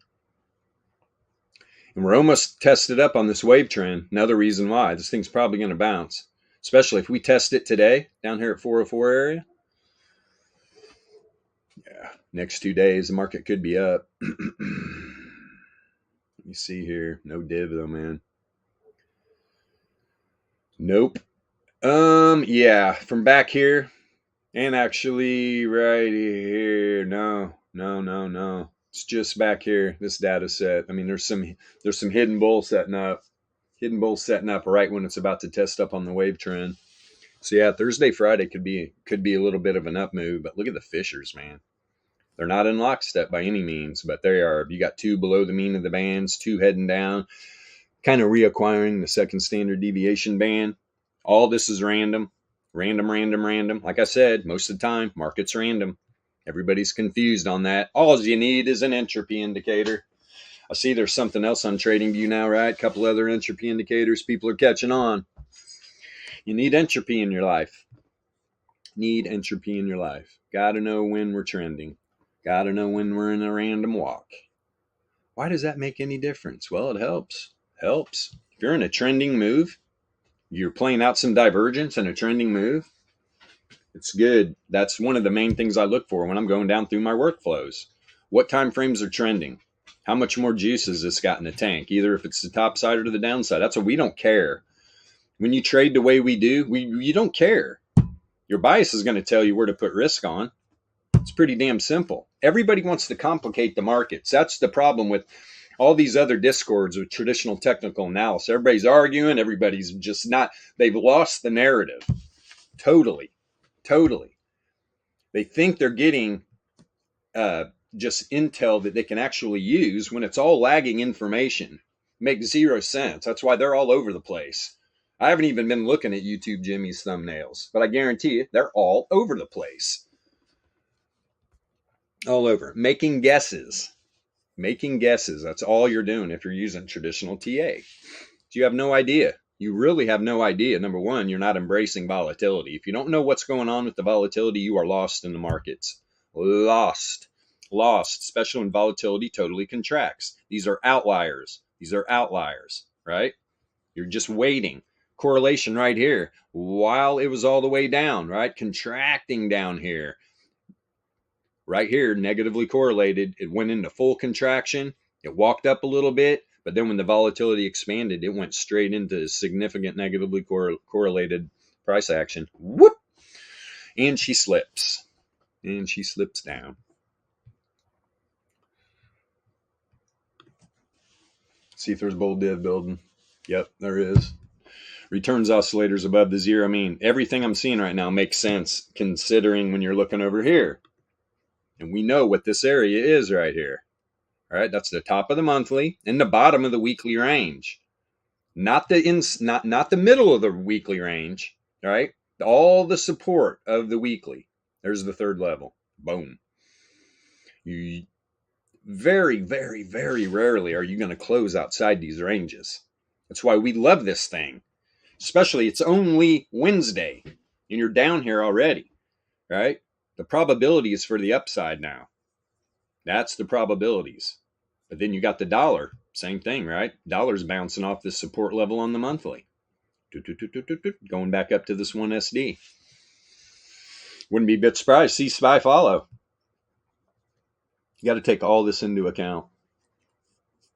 All of it. Look at Google bouncing off the center of its weekly. Wicks right to it. Wicks right to the center of the weekly. Show me traditional TA autists. Yes, I said autists, not artists. Show me. Show me where these wicks are going on your charts. And I'll show you what you should be looking at. Show me divergence plays with your RSI or your Stoke or your MACD. I'll show you real divergence plays. All right. This is what I'm putting out. All right. Show me. Show me. I want to see it. All right. We'll have a great conversation. Come in the Discord. Right? Come in the Discord. Have a conversation. That's all we ask. You give me an hour private live stream with anybody. I don't care how hoodwinked they are with traditional technical analysis. And I will show them things where there'll just be like my whole reality is crushed right now. Guarantee it. I've seen it. It happens. Happens all the time. It's not that they just don't know because they're in an echo chamber. They've been watching the wrong people for so long, make the wrong calls, right? Any of these guys can say, oh, yeah, well, I think Bitcoin's going to go up. I mean, you got a 50-50 shot of being right? But we know our probabilities are up 80, 90%, sometimes 100% when you get down to certain levels on the VRE. All right, when you get down to certain levels, that's why I can say with confidence that SPY this week is not going to close below 404. Right, this dump could continue into next week, but we're going to get a monthly close, right? Yeah. Wait a minute. Let me see here. Am I crazy right now? Is this weekly and monthly? Is this going to be another opening like we had? Yep, sure is. Monday, we get a new weekly and a new monthly. New weekly, new monthly. Oof, I love it. Powerful. Powerful indeed. So with the new monthly and the new weekly, obviously they'll be in different levels. Mm-hmm. So then how do you relate that a week from now? We're gonna have to. I need to see where they populate at. Now we can go ahead since we're what? I don't know. We got literally when it comes to, especially to traditional markets, you know, Friday's going to wrap up the month and the week, obviously, because right. I think Sunday's the 30th. But we can go like, here's SPY. Let's throw SPY on a daily, make it real easy. Turn off the UPM, blow up the price action, take a vertical. Okay, where are you? April 1st, where are you? Oh yeah, this tradition. Yeah, we'll do it right there. Boom. So now you can take this information right here and try to, this is going to be a toughie too, man. You got about an equal amount of volatility to the top side and to the downside.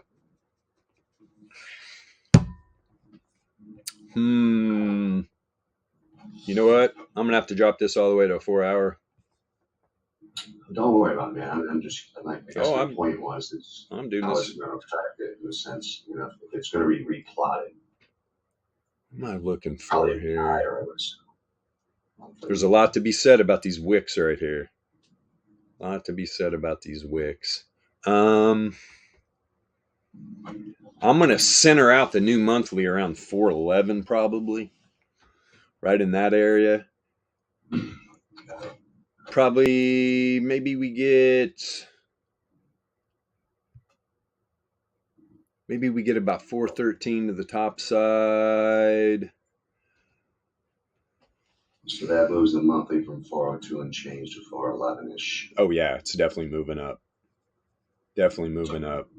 But look what the bears have done, right? They're going to make damn sure this thing's going to open up below the monthly. But you know that monthly range is going to get tested. So this is what you're looking at here. Where's the bottom going to be at?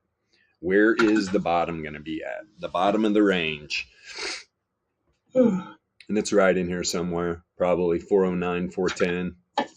It's going to be probably like a 4-point range or something, maybe. 408, 409 up to the top side at about 413, maybe 5 points. I don't know. Somewhere in there, though. But the center, yeah, that's what I'm looking for. I'm looking the center to be right in this range right here. 410 to 411. Just going to have to wait. I'm going to have to wait to see. Let me see here. Entropy. Still random walk. Definitely trying to drop. The last trend SPY had on the 4-hour. Right here. This little move from about 402 up to about 410. Last trend. And before that, there was a dump. Right? Move to the downside. Trend before that, up and down. Up and down. Correlation was breaking in there. Let's see here. Yeah, but you can see, right? Doesn't want to stay in trend long. Majority of the time, you're going to see a lot of pink. You're going to see a lot of pink, not a lot of blue. Although, man, I mean, everything's volatile. It didn't used to be like this. Anybody that's been watching this indicator for long, we had it did not used to be like this. So you got to jump up. Let's go to daily. Whew, man, I'm telling you, man. It definitely, there used to be so much less trend. So much less trend in these markets. But hey, this is what happens when these big HFT firms are running these algos, man. Those things start buying and selling hard. That's what you're seeing, man. More and more and more. I mean, look at all the trend on the daily. You did not see this. Go up to a 5-day. See, the higher time frame you go, you're going to see a lot more random walk. A lot more random walk. But look at the dump out. We know what dump out that was. All right. Oh, let's see. When was that? Oh, February of 20. What was going on there? Oh, yeah. The elite play to scare the shit out of everybody and tell them some fucking cold virus is going to kill everyone. Oh, my God. Hope everybody learned their lesson. That's all I got to say about that. More people die every day from smoking cigarettes, get hit by buses, shit like that. That's why, man. Don't give in to all this fear. Don't give in. That's what they prey on us. They prey on fear. All right. A lot of people got sucked into that. All right. We talked about this the other day. I literally saw grown men fist fighting over toilet paper in Costco. I had to literally knock somebody on their ass because they wouldn't let me get dog food. Thought I was cutting in the toilet paper line. I was like, all right, man, I've asked 3 times. I'm going to ask one more time for you to get out of my way. And I just carted him. Some little fat guy. I hit his belly and he just bounced down on his butt. Like, dude, I'm not a crackhead like you in here grabbing toilet paper. I need to feed my dog. Get out of my way. We live in clown world, man. Absolute clown world. What time is it? 10:44? Yeah, I've mumbled my way through an hour and 45 minutes. All right. Who's got something to look at? What are we thinking? Covered quite a bit. Covered gold. Covered some of these earnings plays. Oil. All right. We like our oil. I'm going to go right to crude. There you are. USD. Or we could go to oil futures. They're right on top of each other, so it really doesn't matter. But yeah, let's go to futures. See what these donkeys are thinking about. No, don't have any entropy on futures. Random walk for quite some time. Have barely had a little light trend right here to the downside. But then that thing just whoop right back into a random walk as it pumped. Very random. But volatility expanded. Positively correlated right there. Boop, boop, boop, boop, boop. Then had a down candle because the correlation broke. Volatility stayed contracted. Okay, so on the 5-day on oil, the Z-score pretty high. It's made its way with an outlier up to the 95% confidence interval.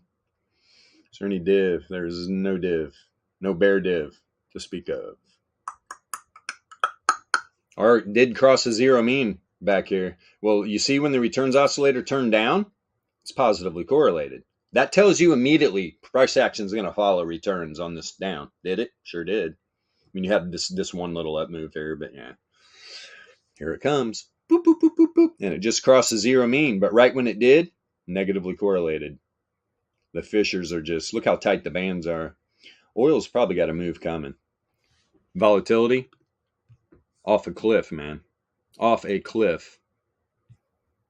From almost an 89 percentile down to what, 8? And this is probably what, 12. Positively correlated now. Expanding a little bit. But look, the other ones are contracting. Let me see here.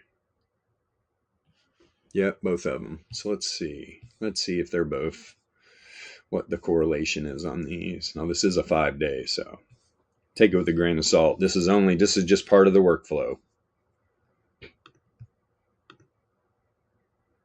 Negatively correlated. Of course, that's why it's down. 981. Positively correlated on the 2400. Yeah, I see oil probably gonna move back up.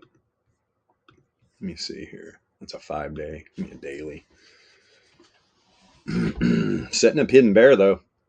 Just laying on top of the zero mean. All the fissures are down though. Contracting volatility on the low length. Positively correlated. But the other two are expanding.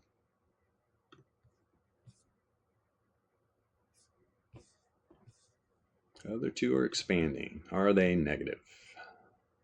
981 isn't. From what I'm seeing on here, 2400 is going to be negative. No, it's not. Wow, man. So you telling me right now, what is this, a daily?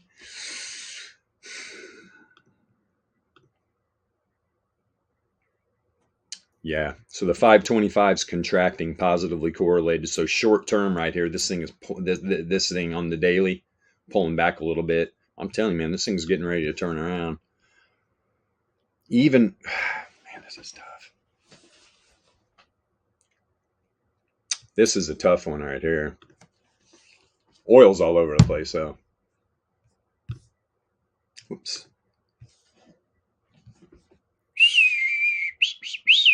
Yep. So you get down here on the 4-hour, though, right? Volatility kind of fell off the cliff. 80 down to 30. Yeah, that's 50 points. Negatively correlated. Negatively correlated. So you get this quick little walk up first and then expanded. Whoop, right down. Setting up bull div right now. So there's no correlation.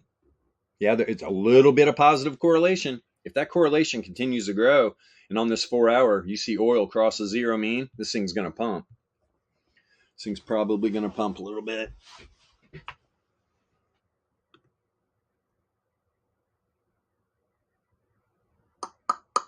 Z-score on the 90 minutes all the way into the dungeon here. And, wow. I mean, you got a little bit of hidden bull.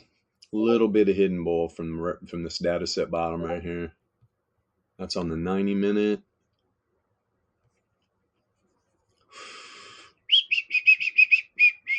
Yeah, but the lower you go here, the only thing this is setting up is hidden bear. Hidden bear expanding right now, negatively correlated. You're seeing it. Look at the wick. Look at the 45-minute candle. Tried to go. Yes, it did. The 2400, 981, they're crisscrossing. One's expanding. Looks like 981 expanding, 2400 contracting. You're almost getting these fissures to pop up on the 45. At some point here, oil's probably going to pop a little bit. But you got to come over here.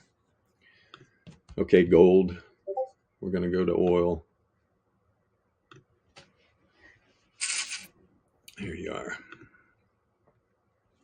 Let's see. Now, what support level on the weekly is that? First support level on the weekly. First standard deviation normal distribution on the daily candle. Yeah, Laplace isn't populating. Well, that's fine. It went down. First support level on the weekly. First standard deviation on the daily. And it popped from there. Coming back down, though.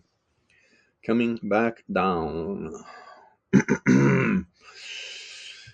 Google trying to find support here on center of the weekly. Sending wicks down into this thing. Something's going to give. Something's going to give.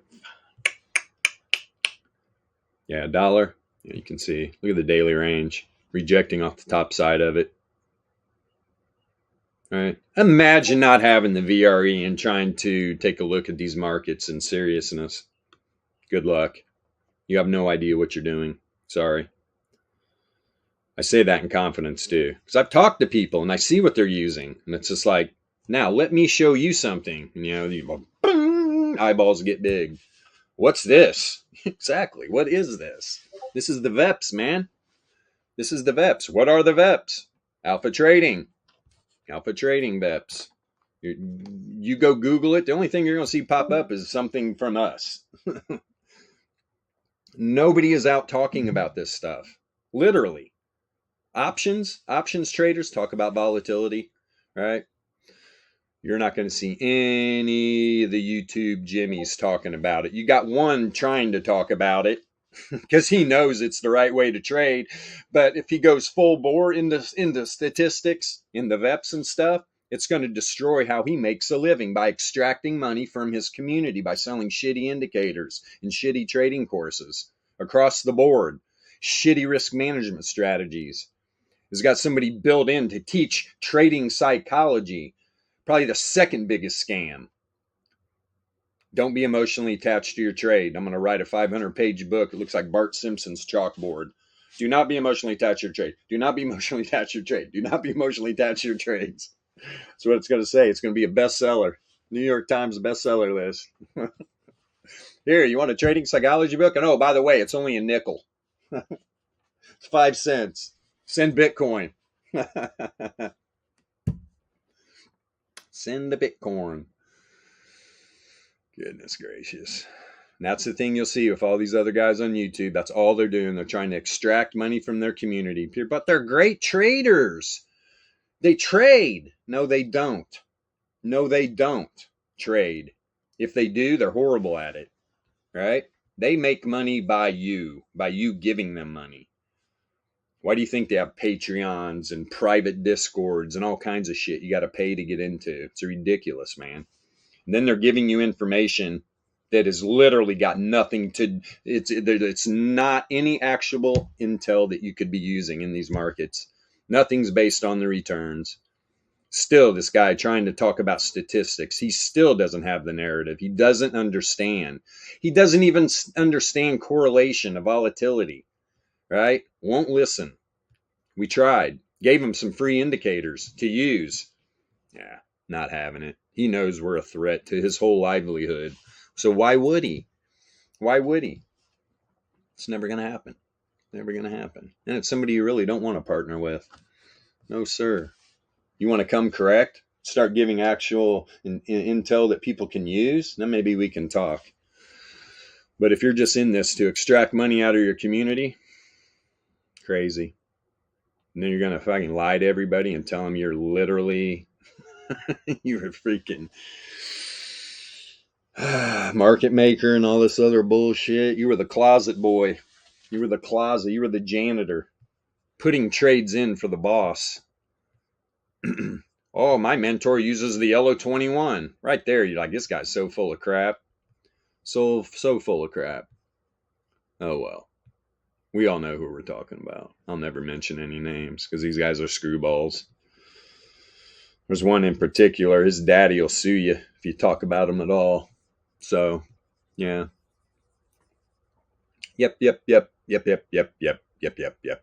It's got something to do with data and a lot to do with, let me see here. Let me get a horizontal. We like horizontals everywhere. Let's put a horizontal on the bottom of this data set. Oh, there's good resistance right here. Now let's take that. Right? So what do you got here? You got data, and then you got this line. Figure it out from there who I'm talking about. Yasha's laughing right now. No comment, dude. Right? Daddy's lawsuit hungry. There we go. You talk about a goofball, huh? Dude gets like 30, 40,000 views on his videos too. It's a shame, man. It is a shame. But been around since what? 17, 16? Been around a while. YouTube Jimmy, man, they create cults, man. That's all it is. It's a cult. They think these guys actually trade, know what they're talking about. Dude, it's just one massive echo chamber. One massive echo chamber.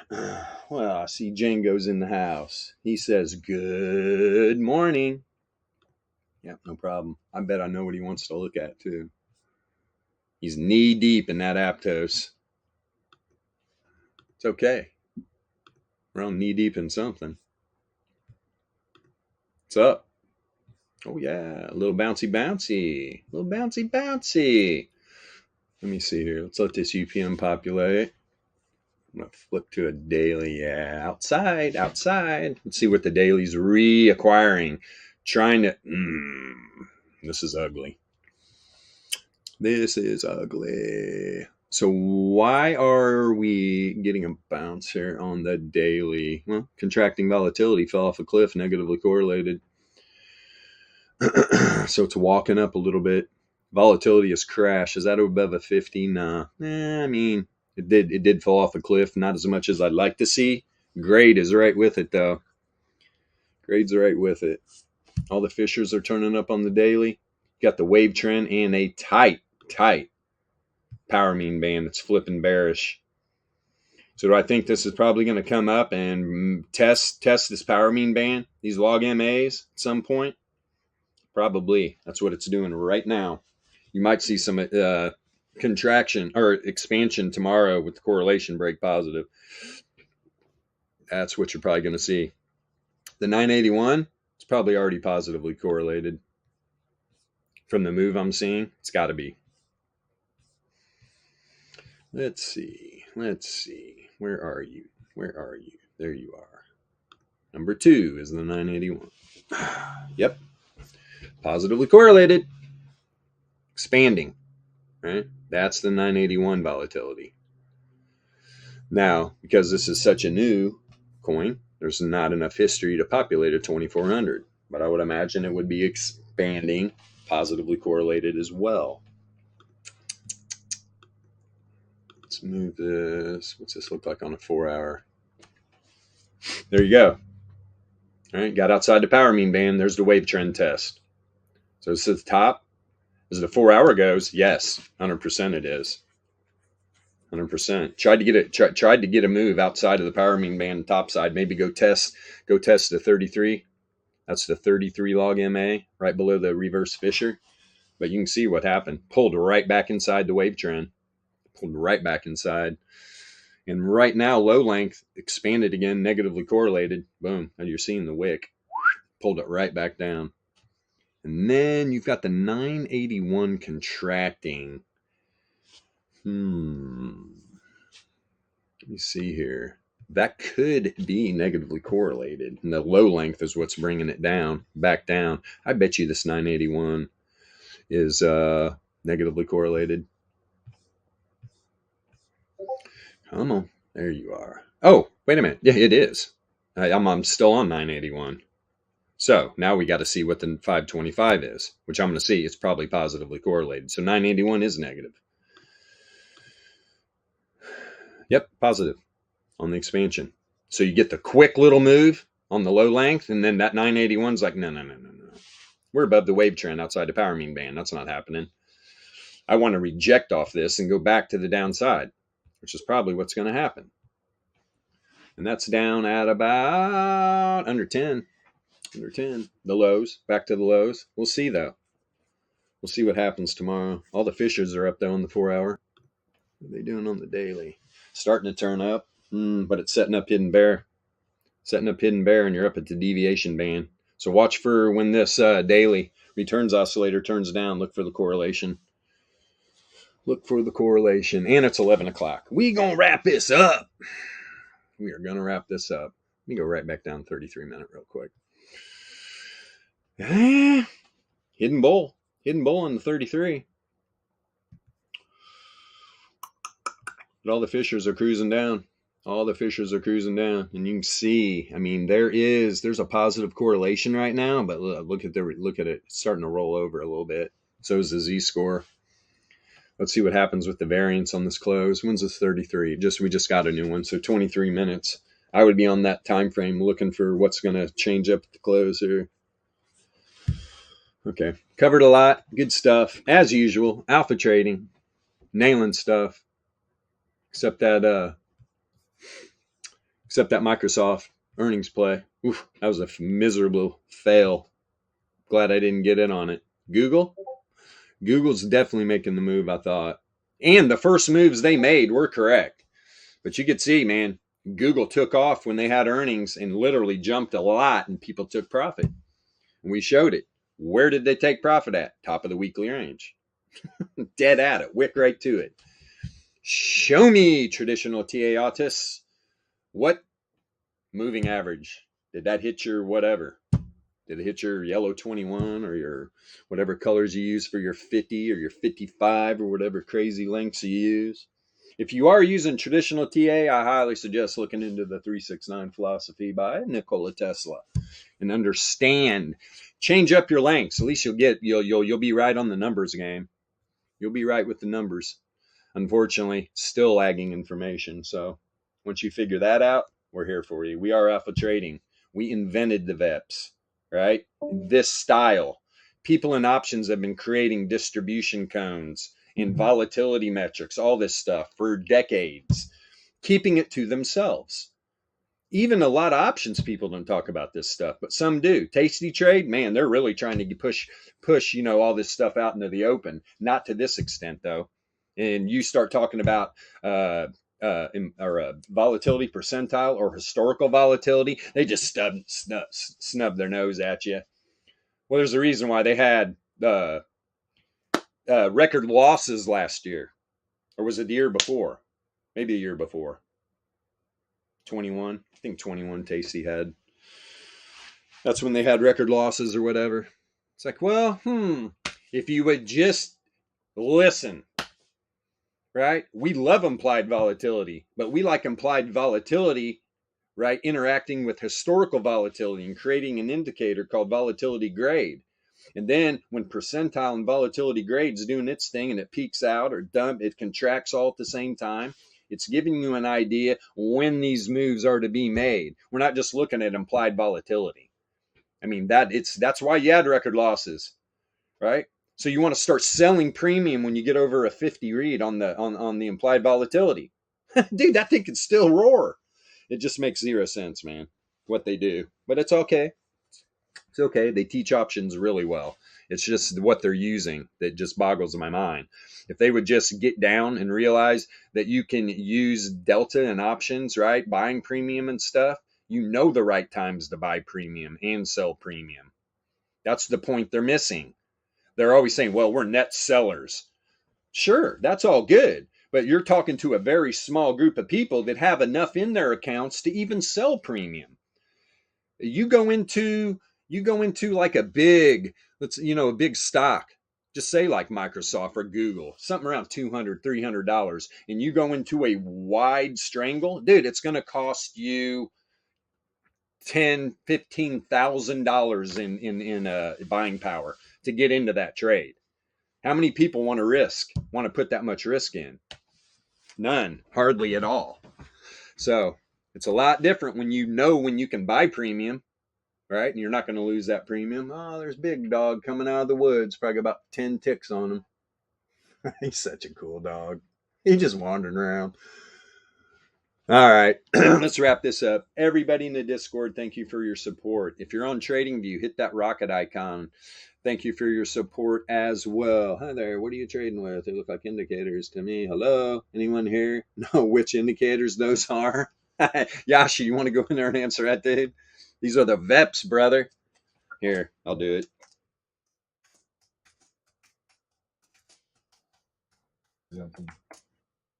Good stuff.